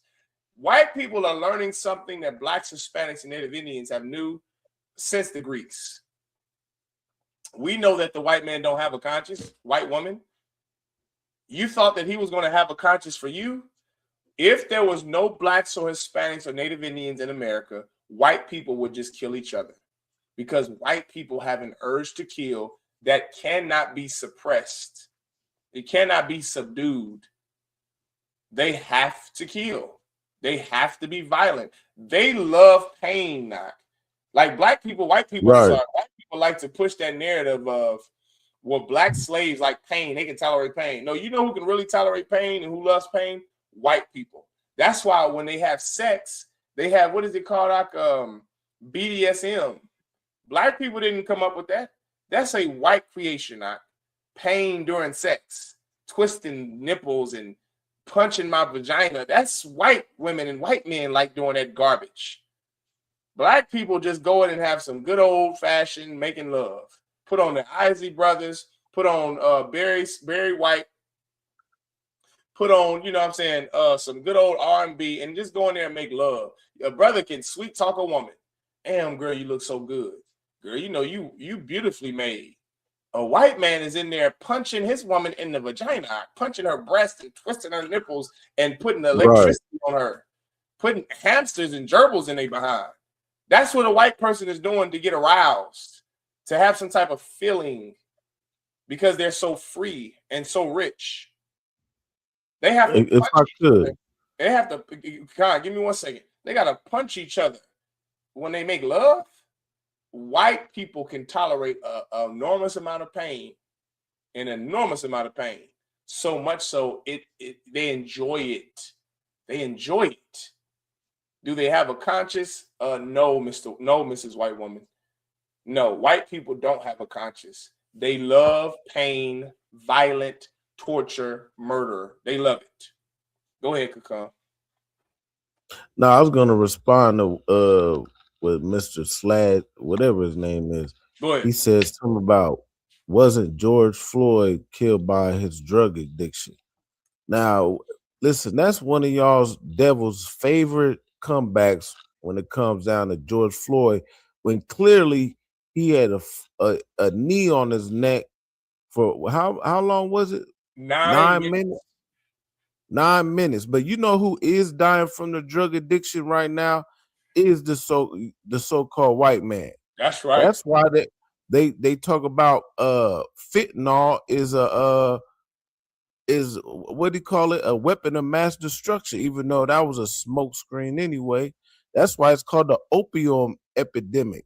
See, y'all get high because y'all want to get high, because y'all love, because you guys are addictive type of being. You know what I'm saying? Now, when it was a crack epidemic, you know, we be oppressed. You guys are not being oppressed. We try to escape from reality, from our oppression.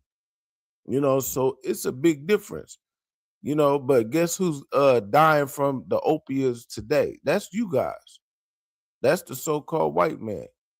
And then on top of that, you gonna get so high you can't escape reality, and then you're just gonna unalive yourself at the end of that. And I yield, Salaki.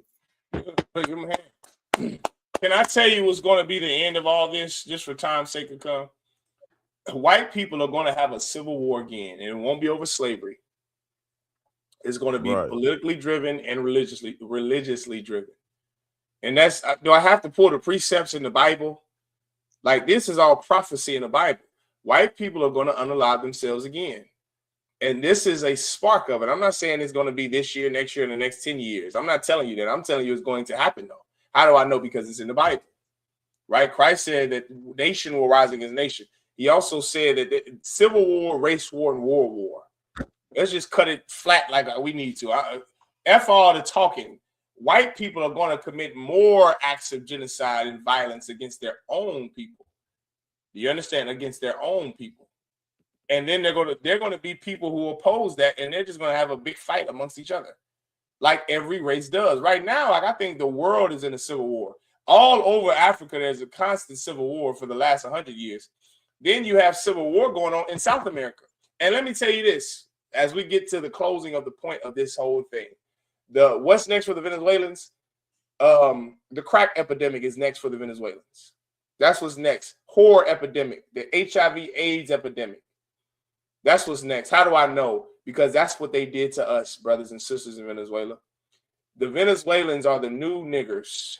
Do you understand? I'm not saying that Venezuelans were never niggers, because you've always been one of us. We're the same people. My point is that you're going to now be how the tribe of Judah was in America for 400 years. You're about to be picking cotton in Venezuela. Whatever the crop of choice is that makes Venezuela, that's going to make America money, you're going to be in those oil refineries for free. Do you understand? Listen to me closely. The Venezuelan population, just like the Nicaraguan, Guatemalan, and Honduran for the Cavendish banana during the Banana Republic, there's going to be an oil republic in Venezuela. And the brothers and sisters of Venezuela, you're going to work like you never have in your life. You're going to get down in those oil refineries covered in oil from can't see to can't see, and you're going to make your slave master money. Then they're going to sexualize your women. Venezuelan women, be prepared to see Venezuelan women be sexualized like you've never seen. You see Colombian women and Dominican Republic women and black women be sexualized. Kukumgabar, just wait another year. You're going to see Venezuelan whores out the wazoo. You're going to say, why are there so many sisters in Venezuela? Oh, I know. Because they're poor. Because of propaganda. This is the new whore of the earth, the Venezuelan woman. That's what you're going to see. And the men, you're going to lose a lot of Venezuelan men. How do I know? Precept. No man can enter into a strong man's house until they first bind the strong man. That's what they did with Nicolas Maduro. That is a spiritual revelation right here on your phone and on your computer and on your device. You saw him being captured or binded up. That's what it means to be bound up, is to be captured. It's to be arrested, to be in handcuffs. Nicolas Maduro was in handcuffs. He's a strong man that they bound up so they can now go into his house, his home, Venezuela, and steal his resources, rape his women, and now call themselves the original Venezuelans. Let me tell you what's going to come out of all of this could come. In about 10 to 15 years, while we're still living, if Christ ain't returned, you're going to see so many white people say, I'm an original Venezuelan. I'm a real Venezuelan. And the real Venezuelans are going to be on a reservation in Caracas. A reservation down there somewhere in Venezuela. And Caracas is going to be a, what do they call it? Not a timeshare. What do they call those things? Kukumgabar. A vacationing spot. A resort. Give the brother a hand. No. Caracas is about to be the world's #1 resort. You know how beautiful Venezuela is? It's going to be Colorado. It's going to be Patagonia and Haiti. Do you understand? It's going to make America so rich, and the people are going to be so poor. How do I know? Is this a prophecy? This is called history, young man. That's all this is. This is history. How do I know this is going to happen? Because it's happened everywhere else to everyone else that the oppressor has oppressed. That's all. The Venezuelans are going to be hooked on crack, in jail, and slaves and whores. And the white man is going to be rich off of all of this. And no one is going to give a damn about the Venezuelans other than the ISUPK. That's what's next for the Venezuelans. So as you Venezuelans, some of you were cheering and saying, yeah, thank you, Trump. Now we want to be in America. You're going to see what it means to be a Hispanic in America. You're going to see what it means to be a black person in America, to be a real black American. You're going to experience it in about a few seconds. I hope you brothers and sisters in Venezuela are paying attention, because you're going to see a change in regime. All right, could come. You're going to see a change in regime. The new regime is going to be the same regime that have always been oppressing blacks, Latinos, and Native Indians, and that is the so-called white man. Give me Salaki, you had something you want to say, to come? Okay. Hold on. Nope, I thought. Nope. Okay, give me Habakkuk chapter 2, verse 12, and then go ahead and keep playing the video you got.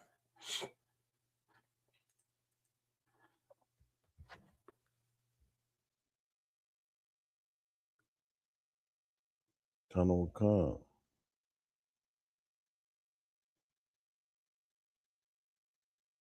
Yeah.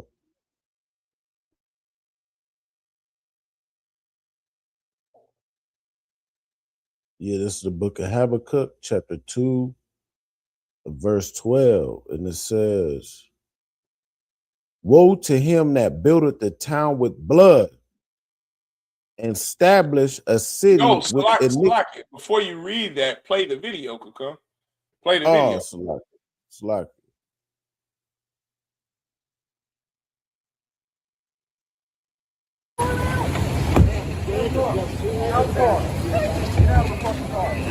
No! No! Shame! Shame! Oh my fucking god! What the fuck? What the fuck? You just fucking, what the fuck did you do? What did you do? You! Shame! Shame! Shame! Shame! Shame! Shame! Shame! Shame! Dude, what's happening to her? What happened?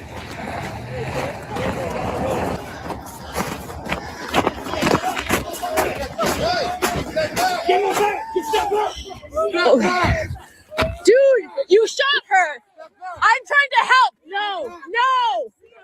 You fucking shot someone in the fucking face!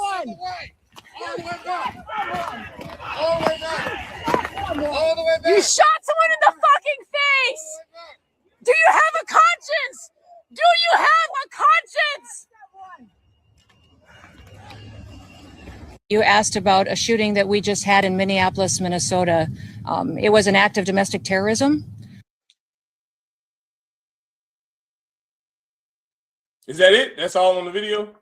Yeah, that was actually the beginning of it. Okay, give me what Christy known. This devil, this heifer that's speaking is Christy known. Give me the Department of Homeland Security director, which is that devil you just saw, Christy known. Give me what she said in response, and then give me Donald Trump's response before you read the scripture. Give me their response, right? Show me the video of what she said, and then Truth Social, that idiot president of y'all's could come. Is that y'all? Is that your president? Is that your president, Kakam Gabar?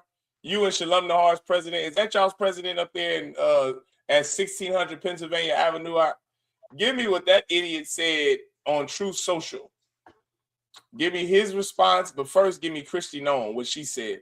Brother, a white woman was killed today, and it wasn't a black person that killed her. You understand? Historically, white people have always used the lie that a black or Hispanic man raped or R-worded, forced a white woman, or unalived a white woman, or abused or beat her in any way as grounds to start incarcerating black men like you've never seen. But this is something new. This is something different. This time it was a white man. ICE, the Immigration Customs Enforcement, unalived a white woman as she was driving away in her car. And this was in Minneapolis, Minnesota, which is a blue state, if I'm not mistaken. Minnesota is blue, meaning it is Democratic. It is the governor is a Democrat, and the demographic of Minnesota votes Democrat majority. So it's very liberal, meaning they did not vote for Donald Trump. They voted for Kamala Harris. They voted for liberals like Barack Obama and Joe Biden. ICE is in Minneapolis to subdue, arrest, and kidnap Latinos. That's their job. They're there to unalive Latinos, kidnap Latinos, and separate Latinos from their families. Instead of doing that, they go and kill a white woman in Minneapolis. This is what Christy Nome said. This is what Christy Nome said. You got it, Concur? Here, I'll get it for you. I want to see Christy Nome, her response, because it cut off on her response. I'm gonna send it to you right now. Well, her if you're talking about this exact video, let me see. Yeah, she says a little bit more. Go ahead. Yes, I want to see what she said. Yeah. All right, cut on. Yeah, here we go. Asked about a shooting that we just had in Minneapolis, Minnesota. It was an act of domestic terrorism. Okay, no, give me the now. See that ain't enough. I want to see what she's saying about the act of terrorism. Here's a 2-minute video I'm about to send to you now. And now I want you to play this. All right. Let's see here.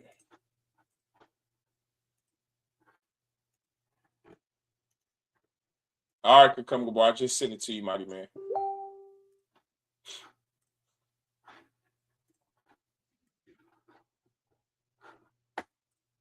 Do you see it? Yeah, come. Yeah, brother. This Christy Nome is the Homeland Security Director. Most High Christ. Most High Christ, the water sis. All right. What happened? There we go. ICE officers were out in enforcement action. You can't really hear it. Because of the this was low as hell. Yeah, let me see if I play it on my computer if you can hear it better. Hold on, Kakam.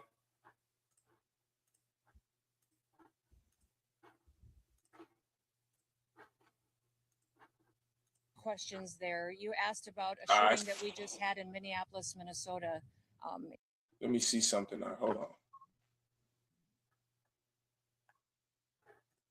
It was an act of domestic terrorism. What happened, it was our ICE officers were out in enforcement action. They got stuck in the snow because of the adverse weather that is in Minneapolis. They were attempting to push out their vehicle, and a woman attacked them and those surrounding them and attempted to run them over and ram them with her vehicle. An officer of ours acted quickly and defensively shot. Salakia, while I'm playing this, give me what Donald Trump said, Kakam. To protect himself and the people around him. And my understanding is that she was hit and is deceased. We're continuing to gather more information, but this goes to show the assaults that our ICE officers and our law enforcement are under every single day. These vehicle rammings are domestic acts of terrorism. We're working with the Department of Justice to prosecute them as such. We will continue to protect our ICE officers and in cooperation with other law enforcement agencies as well. It was an act of domestic terrorism. This devil, Christy Nome, who is the Homeland Security Director, said that this was an act of terrorism. That a white woman, now, correct me if I'm wrong, Kakam, I didn't see this devil tried to hit this ICE agent with her car. Maybe she did. I don't know. I didn't see it. I saw her trying to get the hell away. But they're saying that she tried to hit one of the ICE agents with her vehicle. And because she tried to hit the ICE agent with her vehicle, it's terrorism. It's domestic terrorism. Now I want you to show me what Donald Trump said. What did Donald Trump say? Yeah, the sister said, huh? Is she serious? Yes, Sister Bashamab, she is dead serious. And that's the problem. This is what we're going into. This is the problem with your oppressor. The problem with white people is Christy Nome. That type of thinking, we're going to go into it here in a second. First, I want to see what Donald Trump said. It gets worse, sis. If you thought that was bad, just wait until this brother showed you what Donald Trump said on Truth Social. You got it, Kakam? I'm trying to find a good one, Salakia. Yeah, you just have to show me a still shot of what he said on Truth Social. Just go to Donald Trump's response to ICE Minneapolis shooting.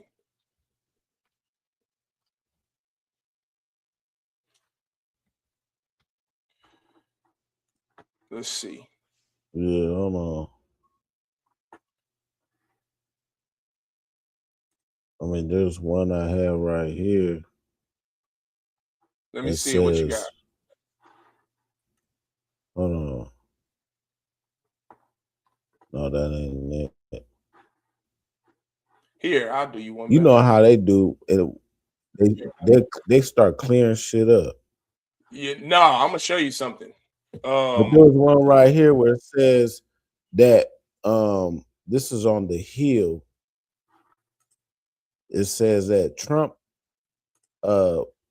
says that ICE officer involved in Minneapolis fatal shooting seemed to have acted in self-defense. Now I don't know if that's the quote you was looking for. Oh, I got it right here. Come, I got it right here. I'll show you. Share my screen. Here it is, right here. He says, "This is y'all's president, Donald Trump." That remember, he was voted in by a majority of Americans. This is what he said after a white woman was unalived by an ICE agent. He said, "I have just viewed the clip of the event which took place in Minneapolis, Minnesota. It is a horrible thing to watch. The woman screaming was obviously a professional agitator, and the woman driving the car was very disorderly, obstructing and resisting, who then violently, willfully, and viciously ran over the ICE officer, who seems to have shot her in self-defense. Based on the attached clip, it is hard to believe he is alive, but is now recovering in the hospital. The situation is being studied in its entirety, but the reason these incidents are happening is because the radical left is threatening, assaulting, and targeting our law enforcement officers and ICE agents on a daily basis. They are just trying to do the job of making America safe. We need to stand by and protect our law enforcement officers from this radical left movement of violence and hate." Signed, President Donald J. Trump. This is who America elected to come. You understand? That's who. And the woman that America's choice of president chose to be the Homeland Security Director says the same thing. Come, we got to stand by our law enforcement officers. Well, listen, in the spirit of being obedient to the law, right? We're going to stand by our law enforcement officers. That white woman was wrong. She was wrong for what she did. She was wrong. She should have obeyed authority. Isn't that what they tell us? Don't they? Didn't they say Philando Castile shouldn't have resisted? They say that we shouldn't resist. Why the hell is this white woman trying to run this officer over with her car? Why is she doing that? This is a white woman, remember that. Why is she trying to run this officer over with her car? She should have resisted. You know what I think could come? I think that the ICE agent didn't, his bullet didn't kill her. I think that she was high on fentanyl. I think that's why she got killed. I think that's why she died. I think the autopsy is going to show that she died from a fentanyl overdose. The bullet from the officer's gun didn't kill her, but the fentanyl that was in her system killed her. This white woman, like so many white women in America, was more than likely a fentanyl addict, because white people like smoking fentanyl, like using fentanyl. And she was probably high on fentanyl, and the bullet from the officer's gun didn't unalive her. The fentanyl that she was using unalived her. Yeah, she was driving under the influence. She was driving under the influence. If Venezuela is now under America's control, under Donald Trump's control, and Venezuela was bringing the fentanyl to use, how is she getting fentanyl to use? I thought it was under the control of America. So Venezuela is not providing her the fentanyl. She can't get fentanyl from Venezuela. She's high on fentanyl, clearly. Only somebody high on drugs would try to run a police officer over in their car, especially if you're a white woman, right? And isn't that what white people tell us? They said George Floyd died from fentanyl. Fentanyl. Hold on, what did he just say? He said fentanyl was around before Trump, LOL. So Whoa. So the bullet didn't kill her, but the knee did. You listen to it. Well, listen, Mr. Slade, they said that the knee did not kill George Floyd. They say he was high on fentanyl. Fentanyl killed George Floyd. So fentanyl must have killed this white woman, and the bullet didn't kill this white woman, just like y'all say with George Floyd. I'm agreeing with you, Mr. White Man. Right. Gotcha. Yeah, the fentanyl killed George Floyd. Well, listen, Mr. White Man, the fentanyl killed this white woman in Minneapolis too. But America is supposed to now be in control of Venezuela, and Venezuela is supposed to have all the fentanyl. So if fentanyl is still killing your white citizens of America, how are they getting all of this fentanyl when America is controlling the country that now has all the fentanyl? Here's the real problem. Yeah, sure it did. You see how that works? You see how white people are hypocrites? You see that now? Are you black people watching this? This is a white British man who loves America for some reason, who believes that fentanyl killed George Floyd and not the knee on the neck. Well, Mr. Slade J, this white woman died of a fentanyl overdose and not the bullet. You see that? This white woman didn't die from a bullet from the cop. The white woman died from a fentanyl overdose. That's not what they're saying, though. So, Mr. Slade, what are they saying? Are they saying that a bullet from a police officer killed this white woman? Is that what they're saying? Come on, Mr. Slade J. You've been real talkative this whole entire class. Now you want to shut up. Are you telling me that this white woman died of a fentanyl overdose? I'm sorry, of a bullet from a police officer? I'll wait for them to respond. I think, Mr. Slade J, I think he likes to do a little fentanyl. I think he does too. Yeah. Like General said, put all the fentanyl in the cocaine. He probably likes to sniff cocaine. Oh, come on now. You know it. You know he likes to do all that. It go by prostitutes. Yeah, come on. At his local pub. You know what I mean? Right there in Canada. You know what I mean? Because they ain't got shit else to do up there. It's cold as hell. Salakia. No, now he took a break from all of this. I don't know how you were talking about. I just gave my 5-year-old. Now he's taking a break. Now, you see, when white people have to face their hypocrisy, they don't want to. They hide and they give their 5-year-old a bath. More of the psychedelic route myself, not all the time, but once a year. Yeah, we know you do. We know you're a drug addict, fentanyl here, just like this white woman who was killed in Minneapolis. I'm sure she was on fentanyl, and I'm quite certain, that the bullet did not, in fact, kill this white woman in Minnesota. So what does that tell you? This white woman should have just bowed down to the authority of the white officer of ICE. She should have complied. That's what she should have done. She should have complied. Now I want you to give me the scripture that you're holding now. Give me Habakkuk chapter 2, verse 12. This is what the Bible says. Yeah, this and after he reads this, I'm going to give a PSA to white people out there. Venezuela, we just told you what's going to happen to Venezuelans. You poor brothers and sisters in Venezuela better come into the truth, because you're going to experience something you have never experienced before in Venezuela. You're going to experience the absolute control and oppression of a white man. And that's something that I don't wish on my worst enemies. Read what you got, Kakam. Khan, this is the book of Habakkuk, chapter 2, verse 12. Woe to him that buildeth the town with blood. Woe to him. What does the term woe mean? For time's sake, woe means destruction. Destruction. Woe to him that buildeth a town with blood, like Caracas. Donald Trump took Caracas in blood. Do you understand? He's building a town in blood there. He's about to build what did you call it out? A resort. He's going to build a resort down there for rich white oil tycoons to go frequent every summer. He's building it right now. That's what their goal is. How do I know? Because they did it everywhere else. Right. The Bible says, woe to him that buildeth the town with blood. What other cities have been built with blood? Every city the white man has ever touched. Mar-a-Lago, Boston, New York, Kansas City, Des Moines. You following me? You tracking?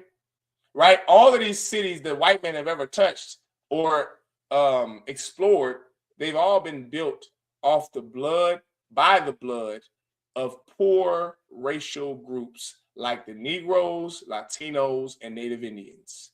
God said destruction to those people, destruction to a person, to a race who would build a town in blood. Keep reading. And establish a city by iniquity. And the foundation of the city is sin. Sin City. The damn city is named Sin City. Las Vegas was built by the blood, sweat, and tears of North American Indians, Negroes, and Mexicans. And they call it Sin City. Sin City. Because that is what the white man wants you to do in these cities, is sin. God said, woe to that people. Woe to them. Can I tell you what the problem, what the white man and the white woman and white man in Minneapolis, Minnesota's problem is? The problem in Minneapolis is the same problem in Venezuela, is the same problem in the Sahel region of Africa. It's the same problem in Germany. It's the same problem in Ukraine. It's the same problem around the world. White racism is the problem. White imperialism is the problem. The white man is the problem.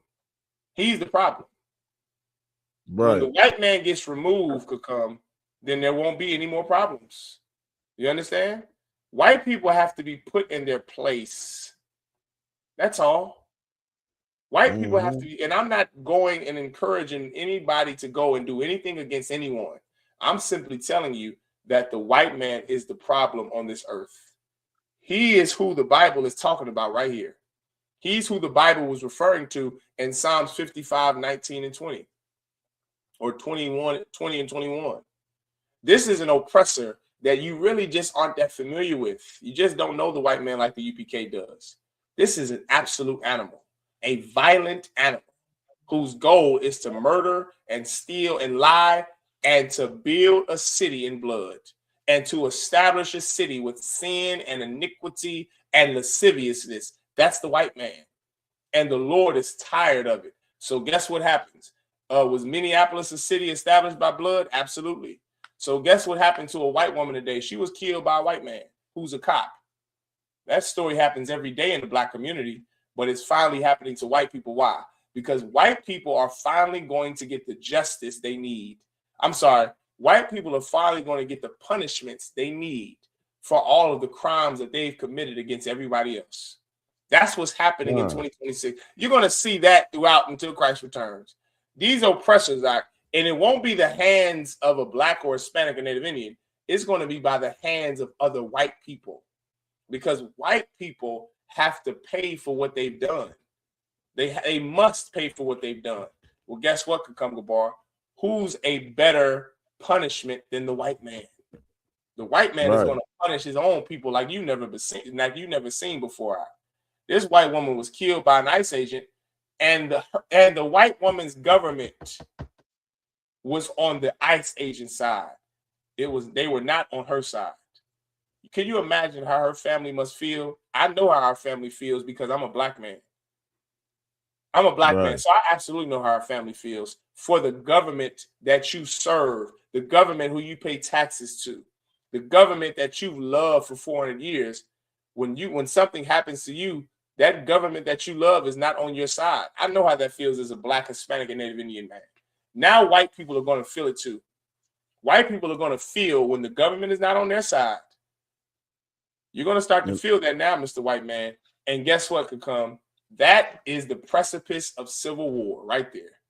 White people only need that little bit to go and say, you know what? Let's storm the Capitol because this government isn't on our side. They're not following and adhering to the codes of the Constitution. They're not following the laws and the amendments in the Constitution. So what should we do, Cucumber Bar? We should just go storm the Capitol. Not me and you. I'm speaking about if we were white people. This is how white people think. That's why the Capitol got stormed. White people only need to be dissatisfied for a split second, and then they go on to a violent spree, just like John Wilkes Booth. It took him 4 days. 4 days from the end of the Civil War to him unaliving the president. White people are only going to be dissatisfied for a second. They're not like us. They're not blacks, Hispanics, Native Indians who are dissatisfied for 500 years. No, no, no. They can't be dissatisfied for a split second, and then they go berserk. Then they go and kill everybody. What you're going to witness here, you're going to see oppressors rising up against their government. And you're going to see that government try to put them back down in their place.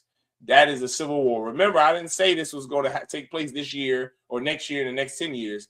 I'm warning you of what's to come in your lifetime before Christ returns. How do I know? Because it's biblical prophecy.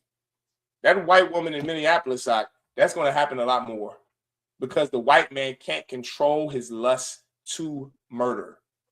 He don't give a damn if it's a white woman he murders or a black woman he murders. He just has to murder.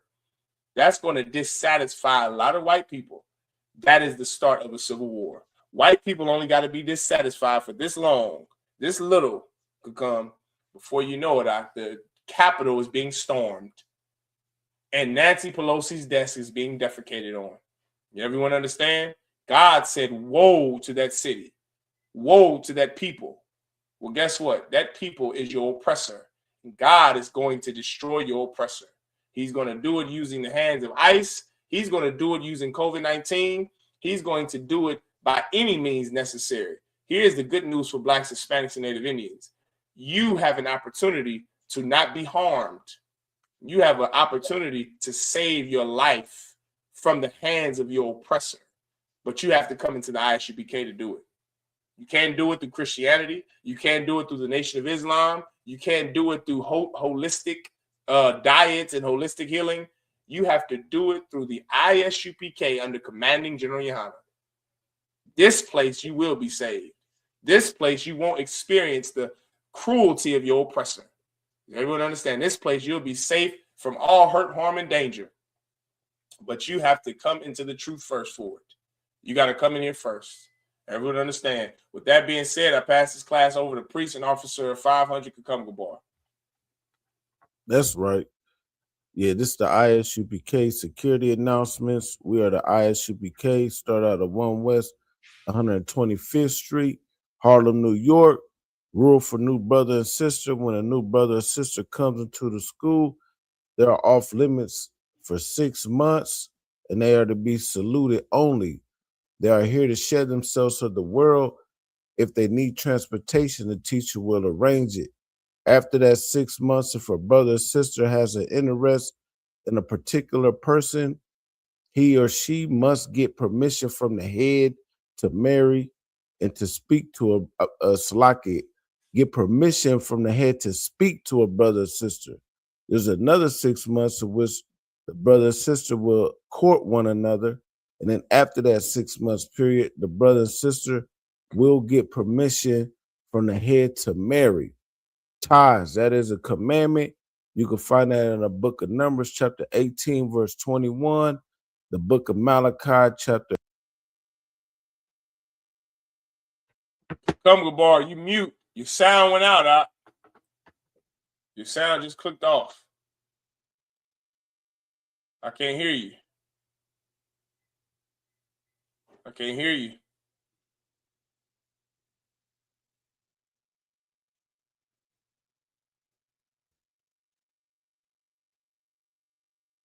I still can't hear you, Kukumga Bar. All right, Shalom. Can you hear me? I can hear you clearly. All right, Salaki, yeah. No sweat. But where was I at? Yeah, so tithes, that's a commandment. You can find that in the book of Numbers, chapter 18 and 21, Malachi 3, 8 through 10. That means a tenth in the Hebrew, ma'ashara. That's 10% of every penny or increase that the Lord gives you. You could give that to the Treasury Department or to the teacher or priest offering fund or free will offering. That's any amount you would like. It is not mandatory. And the upcoming Holy Convocation is the Feast of Purim. Clap it up for that. That would be March 2nd at sundown. It's a 2-day feast, actually. So March 2nd, sundown. March 3rd at the sundown. You can find that in the book of Esther. And then after that, of course, that's the last holy day of the Hebrew calendar. Then we got the Lord's 57th annual Passover. That's right. Going down in Houston, Texas. You know what I mean? So you definitely check out your nearest camp leader for more information. And any brothers want to come into the school, want to be a trooper, you need to start wearing all black boots, shirts, pants, headbands, war scarves, etc., etc. And so with that, I'm going to give a courtesy salute to the teacher. So men of Israel, Amajim, which means to stand. Amajim Shabbat, Amajim Barak, Yahabba Shim Yahushua Barakatah. Yahabba Shim Yahushua Barakatah. Yahmatar means hands down star. Means the term. We're going to give a courtesy salute to the sisters. Amajim, which means to stand. Men of Israel, Amajim Shabbat. Amajim Barak. Yahweh Shamar, Atan by Shem Yahushua. Yahweh Shamar, Atan by Shem Yahushua. Yahmatar, class dismissed. All right, mighty man, shalom. Shalom, brothers and sisters. Shalom. Water for another heavy class. Shalom, Israel. It's that time again. The ISUPK, under commanding General Yahanna, presents the Lord's 57th annual Passover. That's right, the Lord's 57th annual Passover, April 4th, 2026, in Houston, Texas. All Black, Hispanics, and Native Americans are commanded to observe the Lord's Passover. This will be the biggest Passover to date. You do not want to miss this. Fresh lamb, fresh wine, and bitter herbs as commanded by the Most High. Only $200 per person, ages 17 and up. The biggest event of the year. There is only one Passover, and it's under commanding General Yahanna. See you there, Israel. Shalom. Nobody else there to compare to. Train for war, men of war, and warlike apparel. Prefer our leaders, can't get between us. Watch where you stepping.